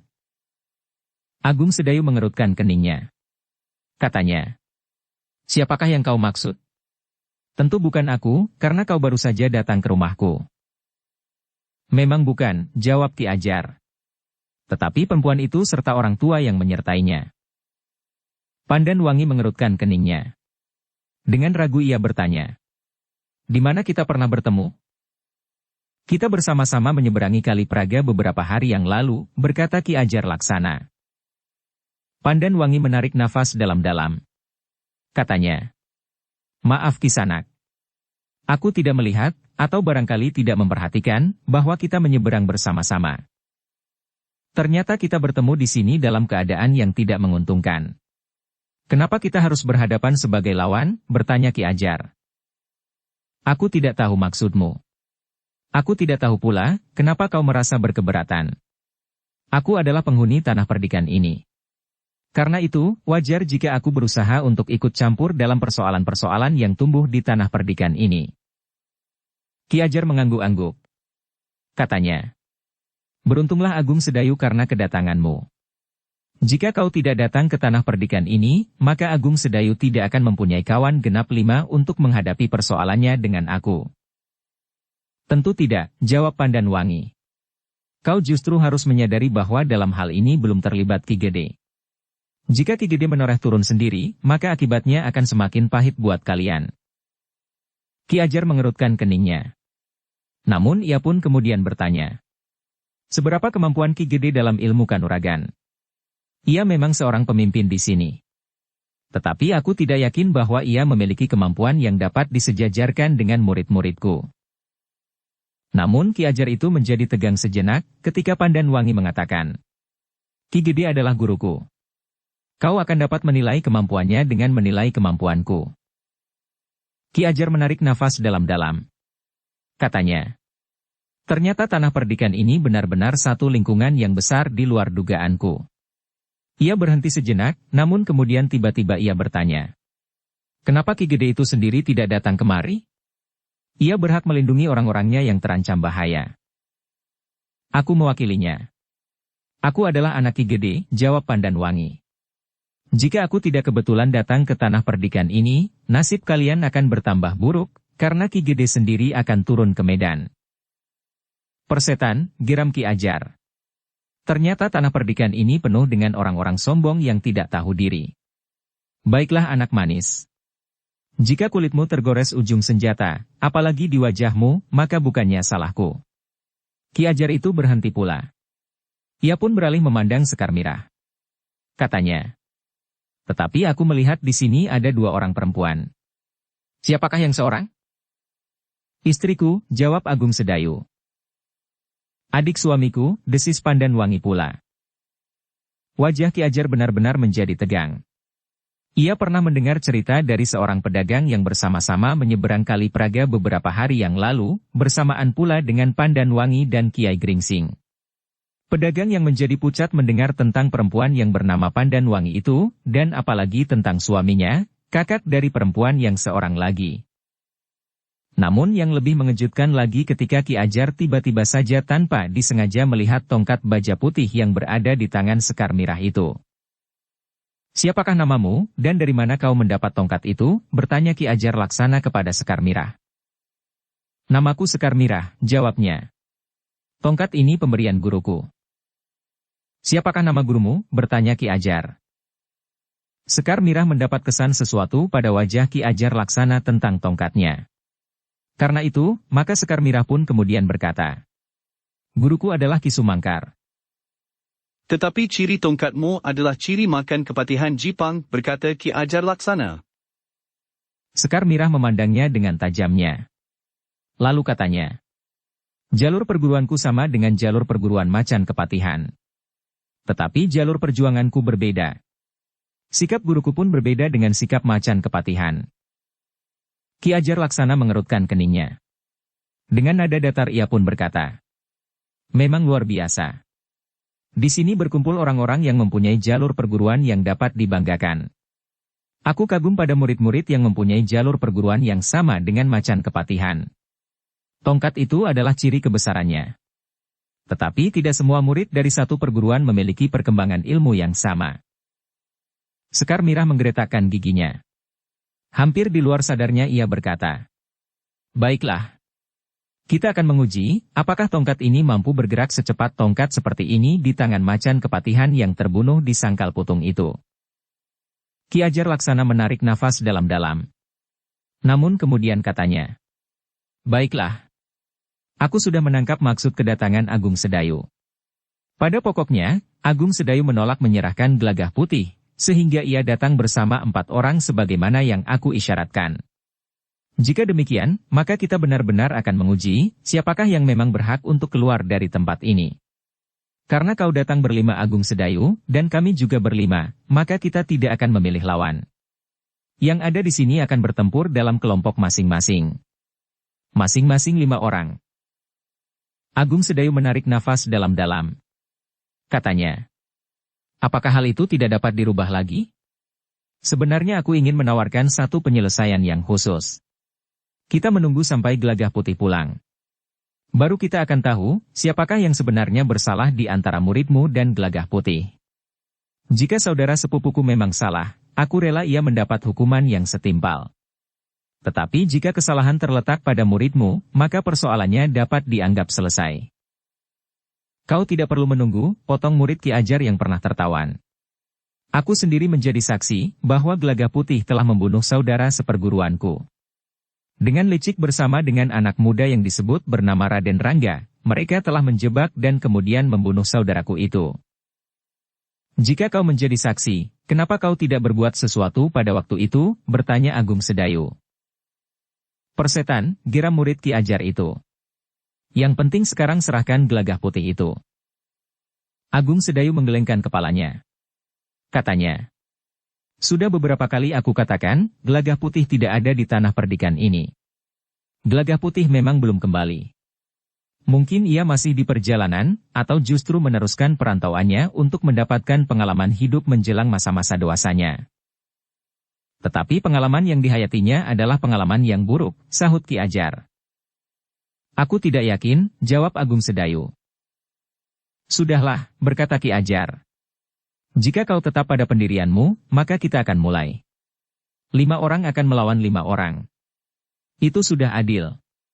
Namun apakah kalian akan mengikut sertakan orang tua itu? Sebenarnya aku menjadi kasihan melihat wajahnya yang muram dan memelas." Kiai Gringsing tersenyum. Namun kemudian katanya, "Ada juga gunanya wajah yang memelas. Setidak-tidaknya kalian tidak akan melakukan kekerasan terhadap aku, orang tua yang barangkali harus dibelas kasihani." Tetapi Ki Ajar Laksana menjawab, "Sayang, bahwa jika kau sudah berada di arena, maka kau akan tahu apakah yang mungkin terjadi. Wajahmu yang tua dan memelas tidak akan menolongmu." "Apa boleh buat?" gumam Kiai Gringsing seolah-olah kepada dirinya sendiri. Dalam pada itu, maka Ki Ajar Laksana pun telah memberikan isyarat kepada murid-muridnya. Dengan nada datar ia berkata, "Kita sudah cukup lama berbincang. Kita sudah mengambil kesimpulan bahwa Agung Sedayu tidak mau mendengarkan perintahku. Ia memilih melawan dengan jumlah orang yang sama. Maka segala akibat yang terjadi adalah tanggung jawabnya. Kematian yang timbul adalah akibat dari kesombongannya. Bahkan mungkin kelicikan Agung Sedayu yang tidak berani mempertanggungjawabkan tingkah laku sepupunya. Namun ia telah berpura-pura menjadi pahlawan dengan tidak mau menyerahkan anak itu kepada kami. Karena itulah maka ia telah menyeret orang-orang yang seharusnya tidak bersangkut paut dengan peristiwa ini ke dalam maut." "Ceritamu sudah cukup panjang," desis Sekar Mirah. "Sekarang kalian mau apa?" Ki Ajar mengerutkan keningnya. Katanya, "Baiklah. Kita akan segera mulai. Tetapi masih seorang di antara kalian yang belum menyatakan sikapnya. Apa katamu tentang Agung Sedayu?" Ki Jayaraga mengerutkan keningnya. Ia sadar bahwa orang itu agaknya telah bertanya kepadanya. Karena itu, maka katanya, "Aku tidak ingin berbicara apapun. Aku ingin berkelahi. Itu saja." Wajah Ki Ajar menjadi tegang. Namun kalimat yang pendek yang diucapkan dengan kata-kata yang utuh dan jelas itu, menunjukkan bahwa orang itu pun memiliki sesuatu yang tidak mudah dijajagi. Karena itu, maka Ki Ajar itu pun segera bergeser sambil berkata, "Marilah. Kita akan segera mulai." Agung Sedayu segera mempersiapkan diri. Demikian pula Sekar Mirah dan Pandan Wangi. Sementara itu Kiai Gringsing menggamit Ki Jayaraga sambil berdesis, "Apakah kau akan bersungguh-sungguh?" "Kita lihat keadaan," berkata Ki Jayaraga. "Aku belum tahu dengan siapa aku akan berhadapan." Kiai Gringsing tersenyum. Namun ia pun berdesis, "Aku termasuk orang yang dibelas kasihani." Ki Jayaraga mengerutkan keningnya. Katanya, "Kau pandai berpura-pura, sehingga orang-orang itu merasa belas kasihan melihat wajahmu yang sudah berkeriput itu." Tetapi Kiai Gringsing tidak sempat tertawa. Tiba-tiba saja kelima orang lawannya sudah mundur. Agaknya mereka benar-benar ingin bertempur dalam kelompok, sehingga mereka tidak akan menentukan lawan mereka seorang-seorang. Karena kelima orang lawan mereka seakan-akan telah mengepung mereka, maka Agung Sedayu dan 4 orang lainnya telah bersiap beradu punggung. Namun tiba-tiba saja Agung Sedayu berkata, "Tunggu." "Untuk apa?" desis Ki Ajar Laksana. Jipang, berkata Ki Ajar Laksana. Jantung Ki Ajar tiba-tiba saja bagaikan semakin cepat berdenyut. Ternyata Agung Sedayu telah mendekati perapian dan memadamkannya. Dengan kakinya Agung Sedayu menginjak api yang memang sudah hampir padam itu. Jika kita semuanya mati, maka ada kemungkinan api akan menjalar lagi membakar rumputan kering. Jika kemudian hutan pandan ini terbakar, maka tentu akan menimbulkan keributan. Daun pandan kering itu akan mudah dijilat api, jawab Agung Sedayu. "Setan kau," geram Ki Ajar. "Kau telah menghina kami. Semua orang akan menjadi gemetar dalam kepungan kami. Kenapa kau masih sempat berkelakar seperti itu?" "Aku tidak berkelakar," jawab Agung Sedayu. "Tetapi aku benar-benar mencemaskan api itu. Nah, sekarang aku sudah selesai. Jika kau akan mulai, mulailah. Apapun yang akan kau lakukan, kami akan melayaninya." Ki Ajar menggeram. Ia benar-benar sudah siap menghadapi Agung Sedayu dan keempat orang yang lain. Namun bagaimanapun juga, Agung Sedayu masih juga mempergunakan perhitungan. Karena itulah, maka ialah yang langsung berada di hadapan Ki Ajar Laksana. Kemudian di sebelah kirinya adalah Kiai Gringsing. Sedang di sebelah kanannya adalah Sekar Mirah. Baru kemudian Ki Jayaraga dan Pandan Wangi yang berada di sisi sebelah kiri Kiai Gringsing. Dalam keadaan yang gawat di hadapan khususnya Ki Ajar Laksana, maka Kiai Gringsing akan dapat melindungi Pandan Wangi, sementara Agung Sedayu akan dapat melindungi Sekar Mirah. Demikianlah, maka sejenak kemudian Ki Ajar Laksana itu mulai bergerak. Lingkaran itu ternyata berputar ke kiri. Untuk beberapa saat putaran itu hanya perlahan-lahan saja. Namun agaknya mereka sedang mencoba memusatkan segenap kemampuan mereka untuk menghancurkan kelima orang yang berada di dalam lingkaran. "Satu cara yang menarik," desis Agung Sedayu. Ternyata inilah perguruan Watu Gulung itu, geram Ki Jayaraga yang membelakangi Agung Sedayu. Ya. Kiai Gringsing yang menjawab. Meskipun mungkin perkembangannya masih belum pernah kita lihat. Ki Jayaraga tidak menjawab. Ternyata kelima orang yang mengepung mereka itu telah menarik senjata mereka masing-masing. Semua dari kelima orang itu ternyata bersenjata sepasang potongan baja sepanjang 1 jengkal lebih sedikit, yang satu sama lain dihubungkan dengan rantai hampir sedepa panjangnya. Dengan demikian, maka Agung Sedayu pun telah mengurai senjatanya pula, sebuah cambuk yang membelit di lambungnya. Sekar Mirah dan Pandan Wangi pun dengan cepat telah menggenggam senjata mereka masing-masing. Sekar Mirah telah memegang tongkat baja putihnya pada ujung dan hampir di pangkalnya. Sementara itu Pandan Wangi di kedua belah tangannya telah menggenggam pedang yang bersilang di dadanya. Kiai membawa apa? Bertanya Ki Jayaraga. Apakah Kiai juga akan mempergunakan cambuk? Aku ragu-ragu, berkata Kiai Gringsing. Jadi, desis Ki Jayaraga. Entahlah nanti, sahut Kiai Gringsing. Lalu, bukankah kau mempunyai pedang lengkung itu? Aku tidak membawanya, jawab Ki Jayaraga. Pegang apa saja untuk membatasi agar kau tidak menjadi buas di sini, berkata Kiai Gringsing. Ki Jayaraga termangu-mangu. Namun kemudian ia pun telah membuka ikat kepalanya. Kau telah mempermainkan ikat kepalamu sebagaimana dilakukan oleh Ki Waskita. Tetapi pasangannya adalah ikat pinggangnya, berkata Kiai Gringsing sambil memperhatikan lawannya yang masih saja berputar perlahan-lahan. Agaknya mereka belum mulai menyerang. Namun mereka mulai mempermainkan senjata mereka. Gelagah Putih juga bersenjata ikat pinggang yang diterimanya di Mataram, berkata Ki Jayaraga. Kiai Gringsing termangu-mangu. Namun ia belum membawa senjata apapun. Dukung channel Novel Silat dengan subscribe, follow, like, komen dan share. Dalam pada itu, terdengar Ki Ajar Laksana berkata, kami simpan pedang kami. Hanya untuk melawan orang-orang berarti sajalah kami pergunakan pedang kami. Oh, Agung Sedayu sempat menjawab. Jangan sembunyikan kecemasan di hatimu melihat senjata-senjata kami. Orang-orang yang berputaran itu mengumpat. Bagi mereka, Agung Sedayu adalah orang yang sangat sombong. Namun sejenak kemudian, mereka telah mempercepat putaran mereka. Senjata mereka pun telah berputar di tangan mereka. Kakek tua, berkata Ki Ajar. Kenapa kau tidak bersenjata? Jika kau memang tidak siap ikut dalam permainan ini, keluarlah dari lingkaran. Kau akan dimaafkan, justru karena kulitmu sudah berkerut. Kiai Gringsing termangu-mangu sejenak. Namun kemudian jawabnya. Terima kasih Kisanak. Karena aku adalah bagian dari anak cucuku ini, maka biarlah aku berada di sini. Apakah kau memerlukan senjata? Bertanya Ki Ajar Laksana yang sudah berputar sampai di arah lain. Namun suaranya bagaikan bergema dari segala arah. Kiai Gringsing termangu-mangu. Memang kurang wajar jika ia tidak bersenjata. Karena itu, maka ia pun telah mengurai senjatanya pula, seperti senjata Agung Sedayu, sebuah cambuk yang berjuntai panjang. Ki Ajar Laksana tergetar melihat senjata Kiai Gringsing. Hampir di luar sadarnya ia berdesis. Apakah kau yang disebut orang bercambuk itu? Entahlah, jawab Kiai Gringsing. Tetapi inilah senjataku.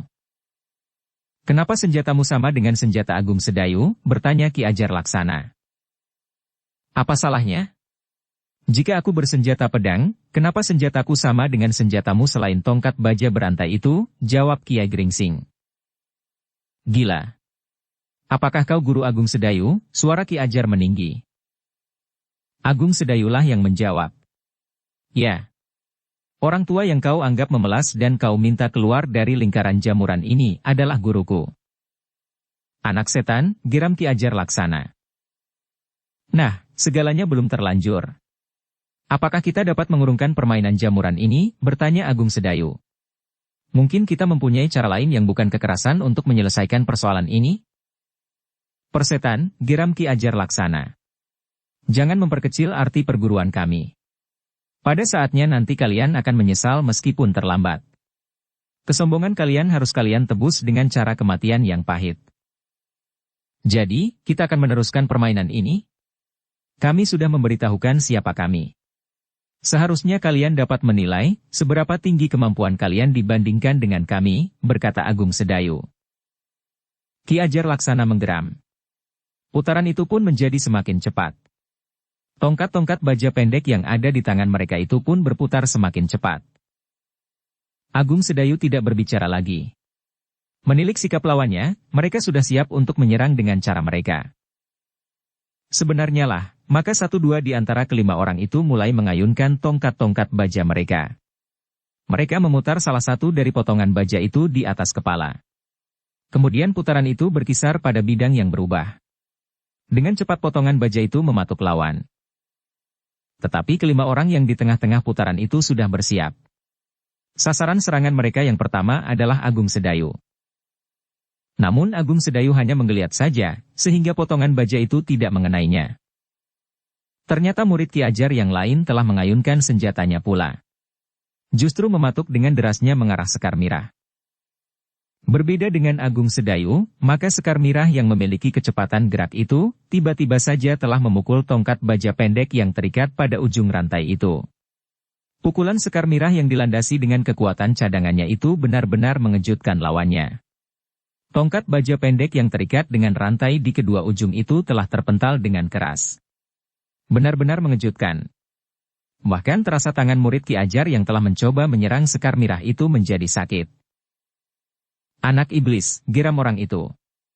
Ia telah mengalami satu hal yang tidak diduganya sebelumnya, bahwa Sekar Mirah itu memiliki kekuatan yang demikian besar. Apalagi ketika orang itu menyadari bahwa agaknya Sekar Mirah masih belum mempergunakan segenap kekuatannya, apalagi ilmu yang dimilikinya. Dengan demikian maka orang itu memang harus berhati-hati. Agaknya kelima orang itu memang memiliki landasan ilmu yang sangat tinggi. Dalam pada itu, sambil berputar semakin cepat, maka seorang di antara murid Ki Ajar itu telah menyerang pula. Dengan sengaja ia telah menyerang Ki Jayaraga yang hanya bersenjata ikat kepala. Ia ingin melihat bagaimana Ki Jayaraga itu mempergunakan ikat kepalanya untuk menangkis serangannya. Dengan cepat dan kekuatan yang besar, tongkat baja pendek di ujung rantai itu telah berputar dan terayun ke arahnya. Tetapi seperti yang telah menyerang Sekar Mirah, maka orang itu pun terkejut. Ki Jayaraga telah merentangkan ikat kepalanya, sehingga ayunan tongkat pendek itu telah memukul rentangan ikat kepala itu. Namun yang terjadi benar-benar di luar dugaan. Demikian tongkat itu mengenai ikat kepala itu, maka Ki Jayaraga telah mengendorkannya. Namun sejenak kemudian kedua ujung ikat kepala itu telah dihentakkannya dengan kekuatan yang tinggi. Potongan baja yang tergantung pada ujung rantai itu bagaikan dilemparkannya. Demikian kerasnya, sehingga orang yang memeganginya telah tergeser hampir selangkah, sehingga untuk sesaat lingkaran itu berguncang. Gila, geram orang itu. Namun sesaat kemudian lingkaran itu pun telah segera pulih kembali. Namun demikian, orang-orang yang berputaran itu semakin yakin bahwa orang-orang yang ada di dalam lingkaran itu adalah orang-orang yang memang memiliki ilmu yang tinggi. Karena itu, maka Ki Ajar Laksana sendirilah yang kemudian ingin menyerang salah seorang dari kelima orang itu.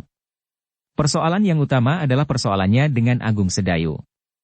Karena itu, maka ia ingin menjajaki kemampuan Agung Sedayu. Ketika sambil berputar Ki Ajar selalu memandangi Agung Sedayu, maka Agung Sedayu pun menyadari bahwa Ki Ajar akan langsung menyerangnya, meskipun ia tidak menjadi lengah, bahwa mungkin orang lain yang akan melakukannya.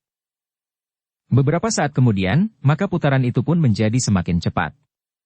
Serangan demi serangan pun meluncur dari tangan orang-orang yang berlari berputaran itu. Semakin sering. Namun sasarannya bukannya Agung Sedayu, tetapi terutama kedua orang perempuan yang ada di dalam lingkaran itu. Sekar Mirah dan Pandan Wangi justru menjadi marah. Mereka menyadari bahwa orang-orang dalam lingkaran itu menganggap bahwa mereka berdua adalah orang yang paling lemah di antara kelima orang itu.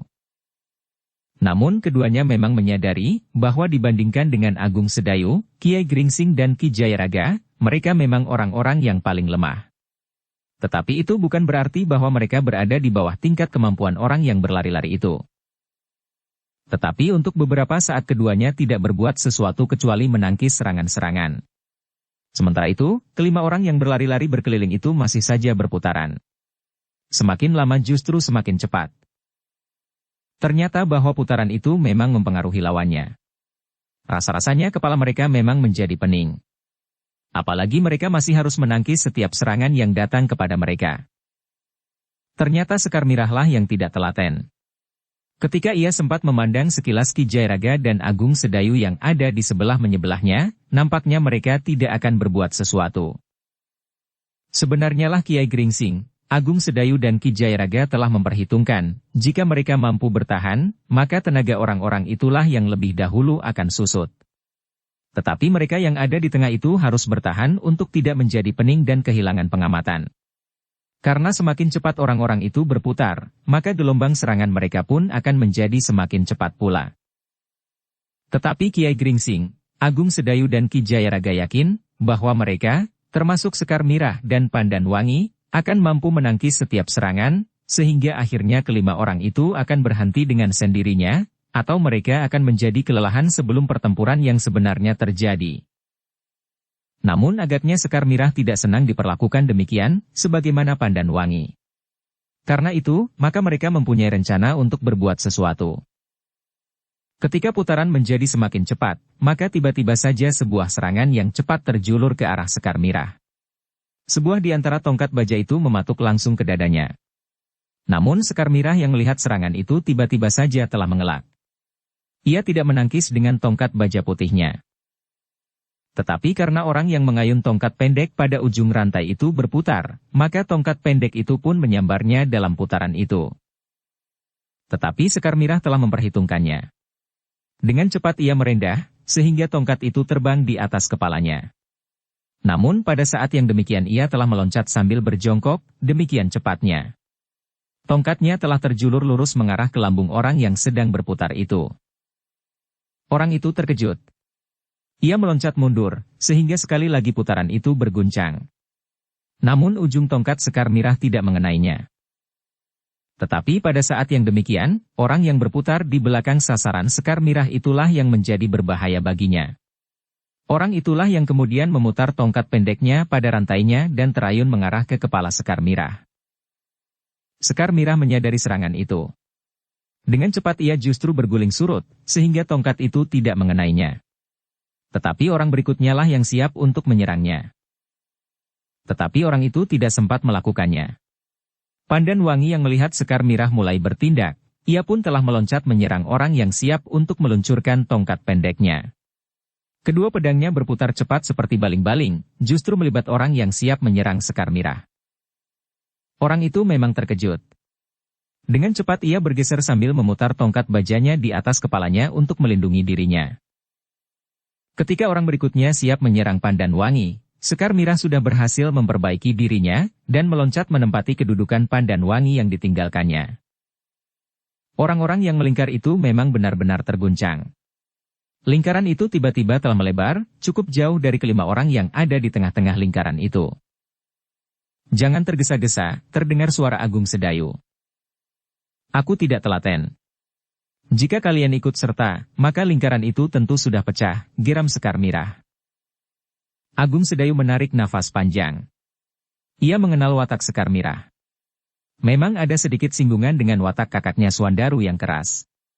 Namun bukan saja Sekar Mirah. Pandan Wangi yang biasanya lebih luruh pun ternyata tidak tahan lagi menahan ketegangan di hatinya. Putaran itu memang membuat jantung merasa berdesir lebih cepat. Semakin cepat mereka berputar, maka rasa-rasanya jantung pun menjadi semakin tegang. Kiai Gringsing dan Ki Jairaga pun menjadi berdebar-debar. Tetapi mereka telah siap, seandainya Sekar Mirah dan Pandan Wangi mengalami kesulitan. Dalam pada itu, orang-orang yang berlari berputaran itu memang terkejut mengalami serangan Sekar Mirah dan Pandan Wangi yang saling mengisi. Baru 2 orang di antara kelima orang lawannya yang bergerak. Justru 2 orang perempuan. Namun lingkaran itu benar-benar telah terguncang dan bahkan hampir pecah. Hanya karena mereka cepat bergeser sehingga lingkaran itu menjadi mekar beberapa langkah sajalah, maka lingkaran itu masih tetap mengisi kelima orang yang ada di dalam, meskipun jaraknya menjadi semakin jauh. Namun putaran itu kembali menyempit. Semakin lama semakin sempit dan semakin cepat. Kakang, berkata Sekar Mirah. Tingkah laku mereka sangat menjemukan. Aku menjadi pening karena putaran itu. Jika terlalu lama kita membiarkan mereka berputaran, maka mungkin aku akan muntah-muntah karenanya. Itu adalah salah satu senjata yang mereka terapkan, berkata Agung Sedayu. Mereka memang menghendaki kita menjadi pening. Tetapi kita mempunyai daya tahan yang cukup untuk mengatasinya. Apalagi hanya oleh sekelompok orang yang berlari-larian itu. Sekar Mirah mengerutkan keningnya. Sementara Pandan Wangi yang telah kembali ke tempatnya berkata, apa salahnya jika kita menghentikan permainan yang memuakkan itu? Tidak ada kesulitan apa-apa jika kita memang menghendaki, jawab Agung Sedayu. Tetapi kita ingin membuktikan bahwa yang mereka lakukan itu tidak berarti apa-apa bagi kita. Yang mereka kehendaki adalah agar kita menjadi pening dan kehilangan kemampuan untuk bertempur selanjutnya. Sementara itu, kita tidak akan mampu keluar dari lingkaran karena serangan-serangan mereka yang datang beruntun bagi salah seorang di antara kita yang akan menerobos keluar. Ternyata Sekar Mirah dan Pandan Wangi dapat mengerti. Karena itu maka Sekar Mirah pun berkata, mudah-mudahan aku dapat mengatasi rasa muakku, sehingga aku tidak menjadi pingsan. Yang tertawa adalah Ki Jayaraga. Katanya, begitu mudahnya kita menjadi pingsan. Sekar Mirah tidak menyahut. Sementara itu putaran kelima orang itu pun telah menyempit kembali. Sepanjang jangkauan senjata mereka. Namun dalam pada itu, Agung Sedayu berdesis. Kita mencoba untuk bertahan. Kecuali jika kalian pada satu saat benar-benar tidak tahan lagi. Sekar Mirah dan Pandan Wangi tidak menjawab. Tetapi mereka memang ingin mencoba bertahan. Demikianlah, permainan jamuran itu pun telah berulang kembali. Kelima orang itu telah berlari berkeliling. Sekali-sekali mereka melontarkan serangan dengan senjata mereka. Namun serangan itu sama sekali tidak berarti apa-apa.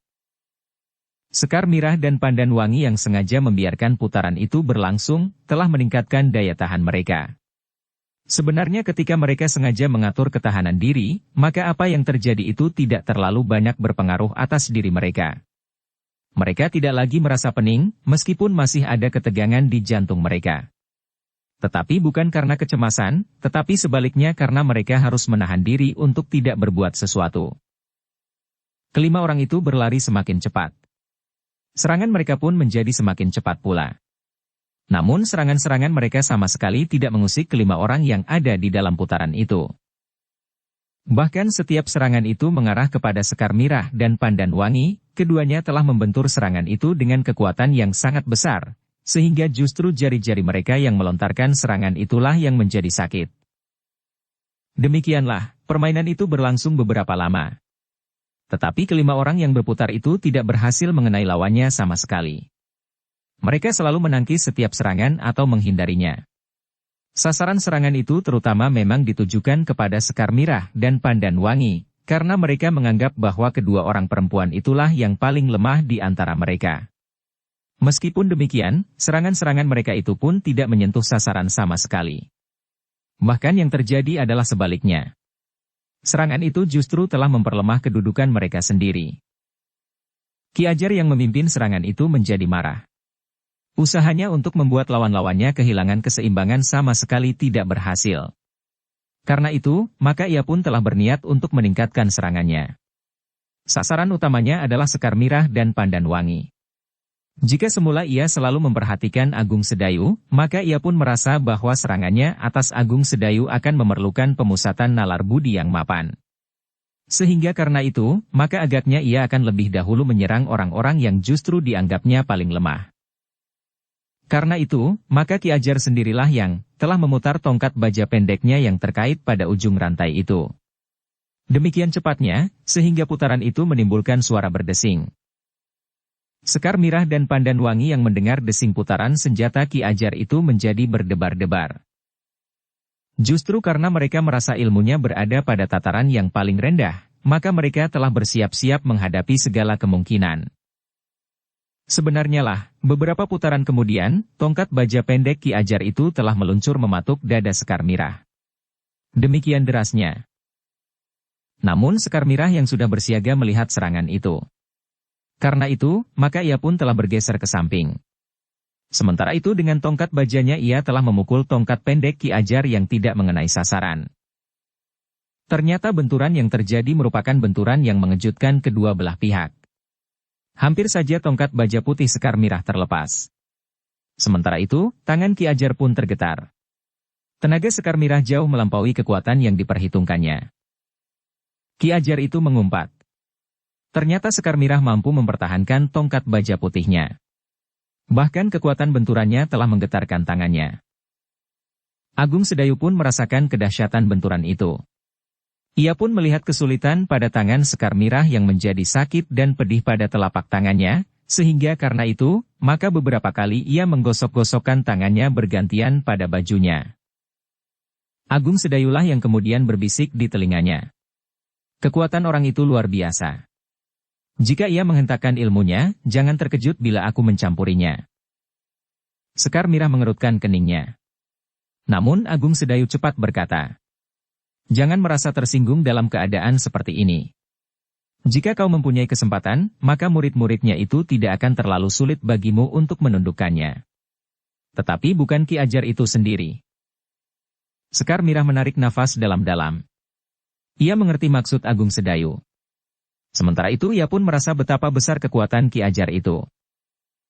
Agung Sedayu pun ternyata telah menggamit Kiai Gringsing pula. Agaknya Kiai Gringsing pun segera tanggap ketika Agung Sedayu berkata, "Guru, Pandan Wangi perlu perlindungan jika serangan itu datang langsung dari Ki Ajar itu sendiri." Kiai Gringsing mengangguk kecil. Sementara itu, putaran itu masih berlangsung terus. Semakin cepat pula. Sementara serangan-serangan datang beruntun. Tetapi bukan dari Ki Ajar sendiri. Karena itu, maka baik Sekar Mirah maupun Pandan Wangi sama sekali tidak mengalami kesulitan. Apalagi Ki Jayaraga, Agung Sedayu dan Kiai Gringsing. Dalam pada itu, Kiai Jayaraga yang melihat benturan antara tongkat pendek Ki Ajar dengan tongkat baja Sekar Mirah, maka ia pun mengerti betapa besar tenaga Ki Ajar. Itu pun tentu belum dengan kekuatan puncaknya. Karena itu, maka ia pun telah mempersiapkan dirinya. Dengan senjata yang kurang memadai untuk melawan tongkat pendek Ki Ajar, maka ia tidak boleh melawan kekerasan dengan kekerasan. Ia harus lebih banyak menghindar atau menyerap kekerasan serangan lawannya dengan perlawanan yang lunak. Dalam pada itu, Ki Ajar yang menjadi marah kepada Sekar Mirah tetap bersiap-siap untuk mengulangi serangannya. Ia berniat untuk merampas senjata itu dari tangan perempuan itu. Jika ia berhasil membelit tongkat baja putih itu dalam putarannya, maka ia yakin bahwa tongkat itu akan terlepas dari tangan perempuan itu dan jatuh ke tangannya. Karena itu, maka ia pun telah memberikan isyarat untuk mempersempit lingkaran. Dengan ancang-ancang yang cukup, maka Ki Ajar pun telah memutar tongkat baja pendeknya. Sementara itu ia telah menjulurkan rantai tongkatnya itu, sehingga tangannya berpegangan pada tongkat pendek di ujung yang lain. Ki Ajar berharap untuk dapat membelit tongkat baja putih Sekar Mirah. Ia harus bergeser dari putaran selangkah, untuk dapat menggapai tongkat Sekar Mirah dengan rantai yang berkait pada tongkat-tongkat pendeknya.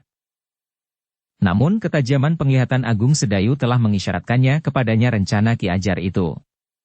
Karena itu, maka Agung Sedayu pun telah bersiap-siap pula. Bahkan bukan saja Agung Sedayu, Kiai Gringsing dan Ki Jayaraga pun telah menunggu pula, apa yang akan dilakukan oleh Ki Ajar. Sebenarnya lah, dalam putaran berikutnya, tongkat Ki Ajar yang berputar di atas kepalanya itu tiba-tiba berubah arah.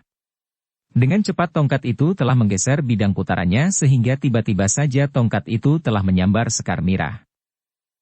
Sekar Mirah memang berusaha menangkis serangan itu, karena ia tidak menyadari rencana lawannya. Ia hanya meningkatkan kekuatan cadangannya agar dalam benturan yang terjadi, tongkatnya tidak terlepas dari tangannya. Namun ketika benturan itu terjadi, Sekar Mirah terkejut. Rantai yang terikat pada tongkat baja pendek Ki Ajar itu tiba-tiba telah membelit tongkatnya. Demikian cepat dan kuatnya, sehingga tongkat itu tiba-tiba saja telah terlepas dari tangannya. Sekar Mirah memekik kecil. Jantungnya bagaikan meledak karenanya. Tongkat itu adalah tongkat pemberian gurunya. Namun yang terjadi kemudian telah mengejutkan pula. Tiba-tiba terdengar ledakan yang menggetarkan jantung. Belum lagi Ki Ajar menyadari apa yang terjadi, tiba-tiba saja tongkat di belitan rantainya itu lolos, bagaikan terhisap oleh kekuatan yang sangat besar. Tongkat itu bagaikan terbang. Namun kemudian tongkat itu telah tertangkap oleh tangan Agung Sedayu. Ki Ajar yang kemudian menyadari apa yang terjadi mengumpat habis-habisan. Sementara itu, putaran itu justru telah terganggu karenanya. Ki Ajar sendiri hampir terhenti sama sekali. Namun kemudian putaran itu pun telah bergerak kembali. Tetapi tidak terlalu cepat. Sementara itu Sekar Mirah menarik nafas dalam-dalam.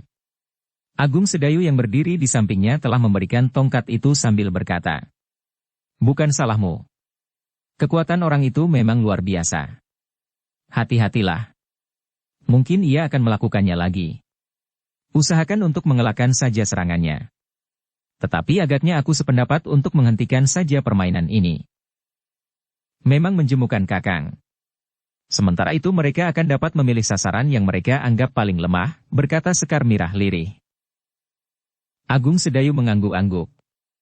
Namun kemudian katanya kepada Kiai Gringsing dan Ki Jayaraga, "Kita hentikan mereka." Ki Jayaraga tertawa pendek. Katanya, "Kau juga sudah jemu?" "Sebenarnya aku sudah jemu sejak tadi.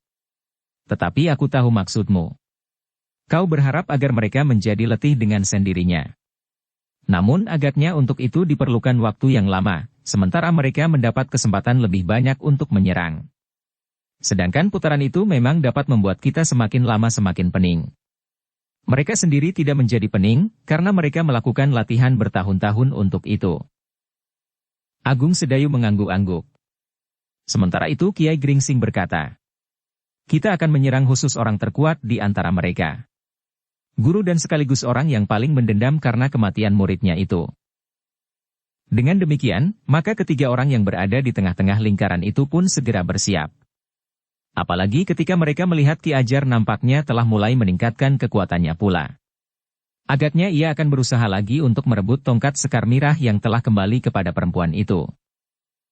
Agung Sedayulah yang kemudian memberikan isyarat kepada Ki Jayaraga dan Kiai Gringsing. Mereka bertigalah yang kemudian bergeser selangkah maju. Sementara itu Kiai Gringsing berbisik kepada Pandan Wangi, "Beradalah di dalam bersama Sekar Mirah." Pandan Wangi berpaling ke arah Sekar Mirah. Agaknya Agung Sedayu pun telah minta agar Sekar Mirah berada di dalam. Maksudnya di dalam lingkaran yang dibuat oleh Agung Sedayu, Ki Jayaraga dan Kiai Gringsing. Ki Ajar mengerutkan keningnya melihat perubahan tatanan dari kelima orang yang menjadi sasaran mereka itu. Dengan geram ia berkata, "Ternyata perempuan yang hadir di medan ini tidak lebih dari perempuan kebanyakan. Ternyata mereka hanya berani menyombongkan diri di bawah perlindungan orang lain.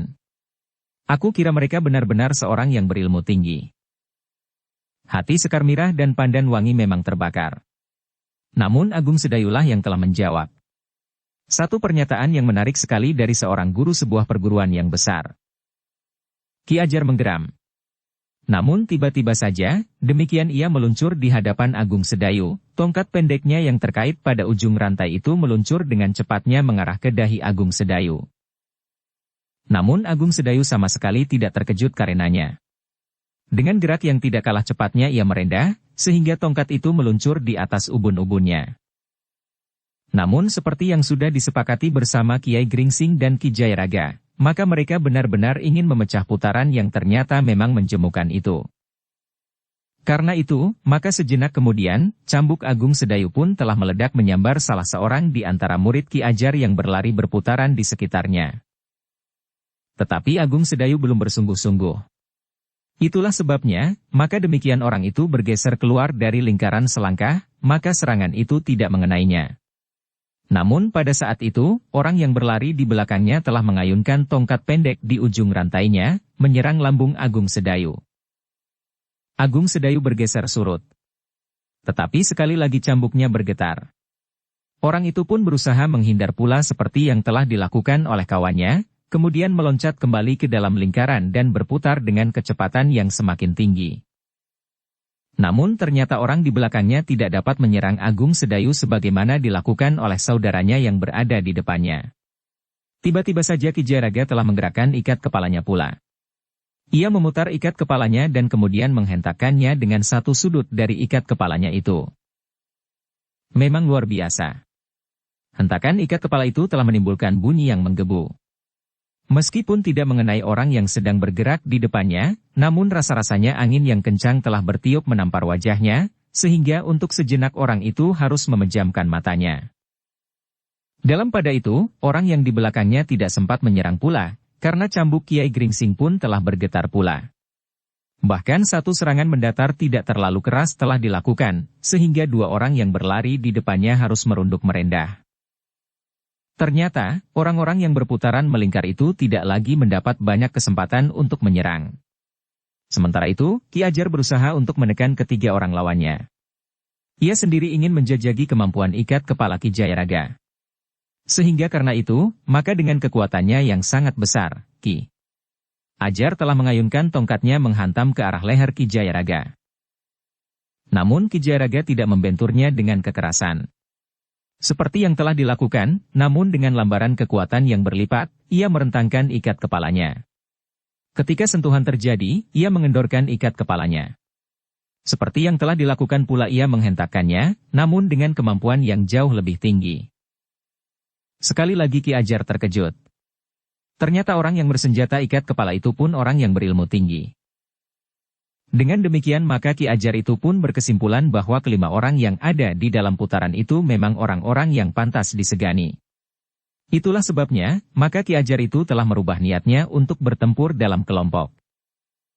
Sementara itu, Agung Sedayu, Ki Jayaraga dan Kiai Gringsing yang sudah jemu atas putaran yang membuat mereka pening itu pun tiba-tiba saja telah bergerak hampir bersamaan.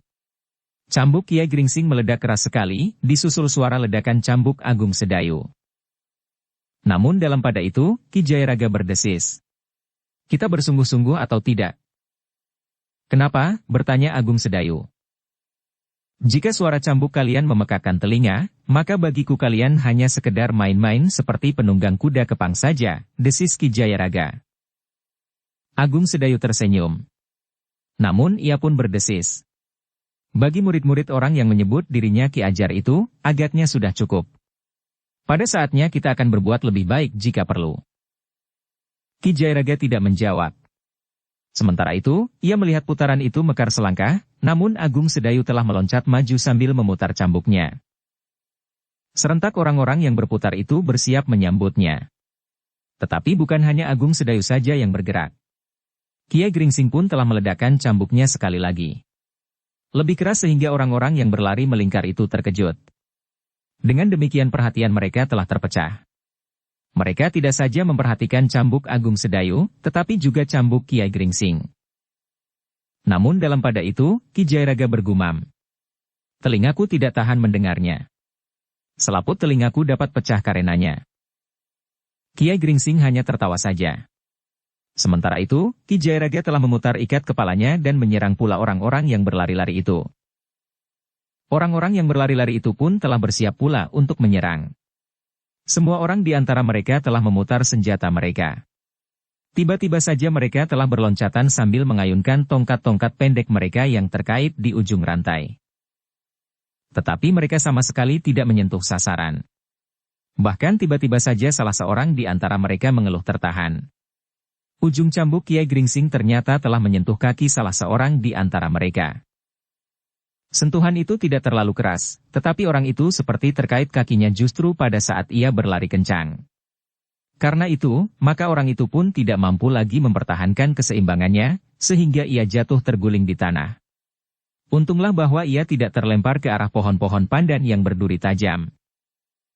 Namun dengan sigap ia telah meloncat bangkit dan kembali memasuki putaran yang kencang itu. Tetapi ternyata untuk kedua kalinya ia telah terlempar dari putaran. Bukan ujung cambuk Kiai Gringsing yang telah mengait kakinya, tetapi ujung cambuk Agung Sedayu. Beberapa orang yang berikut tidak mampu membangun serangan beruntun, karena justru orang-orang yang ada di dalam putaran itu telah menyerang mereka dengan cepat. Ki Ajar sendiri menjadi sangat marah. Tiba-tiba saja rasa-rasanya putaran itu bukan saja putaran kelima orang yang nampak itu menjadi semakin kencang. Tetapi pada putaran itu terasa angin mulai berhembus. Semakin lama semakin keras, sehingga akhirnya telah menjadi angin pusaran yang kuat. Inilah yang sebenarnya ditunggu. Jika lingkaran itu tidak mau pecah, tentu sesuatu akan dilepaskan oleh Ki Ajar untuk melindungi putarannya. Agaknya semula Ki Ajar memang menjajaki kemampuan olah kanuragan orang-orang yang ada di dalam putaran itu. Namun kemudian Ki Ajar ternyata merasa perlu untuk mulai dengan ilmunya.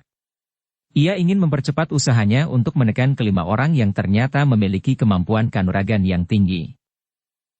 Ternyata bahwa angin pusaran itu telah memutar dan menghamburkan pula rumputan dan daun-daun pandan kering yang berserakan di tanah. Begitu cepatnya angin pusaran itu, sehingga terasa menampar wajah orang-orang yang ada di dalam lingkaran itu. Bahkan ketika angin pusaran berhembus semakin keras, rasa-rasanya mereka berada di dalam arus angin yang membuat mereka sulit untuk bernafas. Apalagi debu pun telah ikut berhamburan pula, sehingga lingkungan di dalam putaran itu terasa menjadi bagaikan berkabut oleh debu dan sampah lainnya.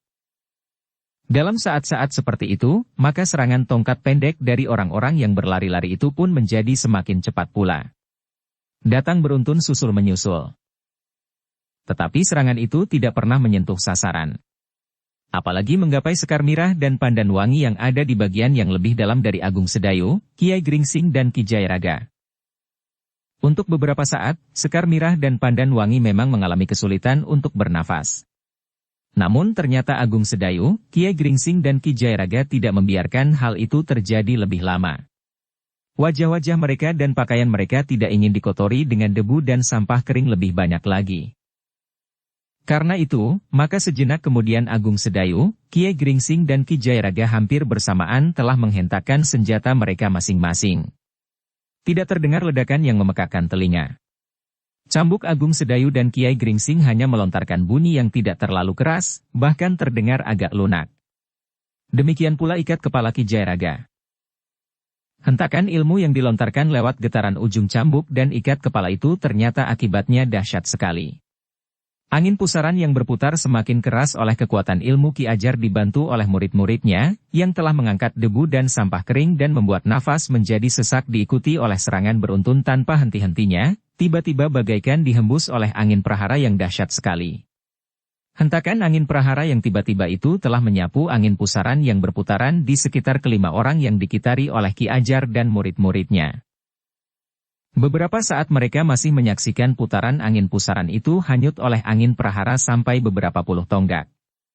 Namun kemudian angin pusaran itu telah pecah berserakan. Debu dan dedaunan kering yang diangkatnya telah berhamburan dan hanyut pula dibawa oleh prahara yang kencang. Ki Ajar memang terkejut sekali. Bersama murid-muridnya ia menyadari bahwa ketiga orang yang ada di dalam lingkaran putarannya memang orang-orang yang memiliki ilmu yang sangat tinggi. Karena itu, maka kemudian Ki Ajar itu merasa bahwa putaran yang dilakukan itu tidak akan ada gunanya sama sekali, selain menguras tenaga mereka tanpa arti.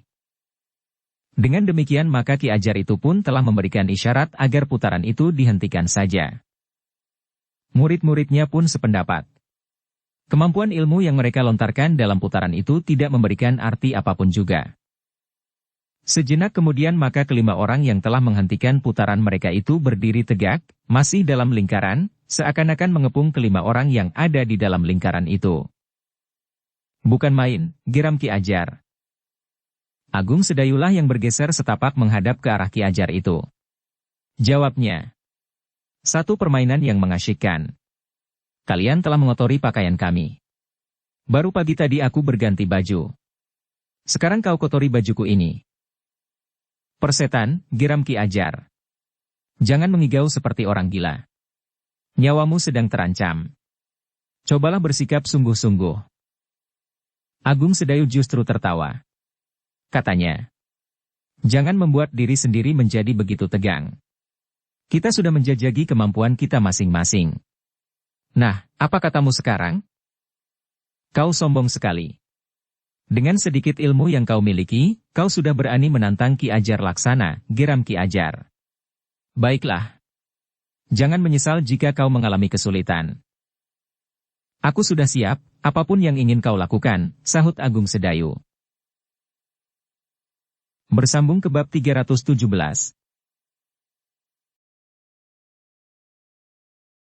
Dukung kami dengan subscribe, follow, like, komen dan share.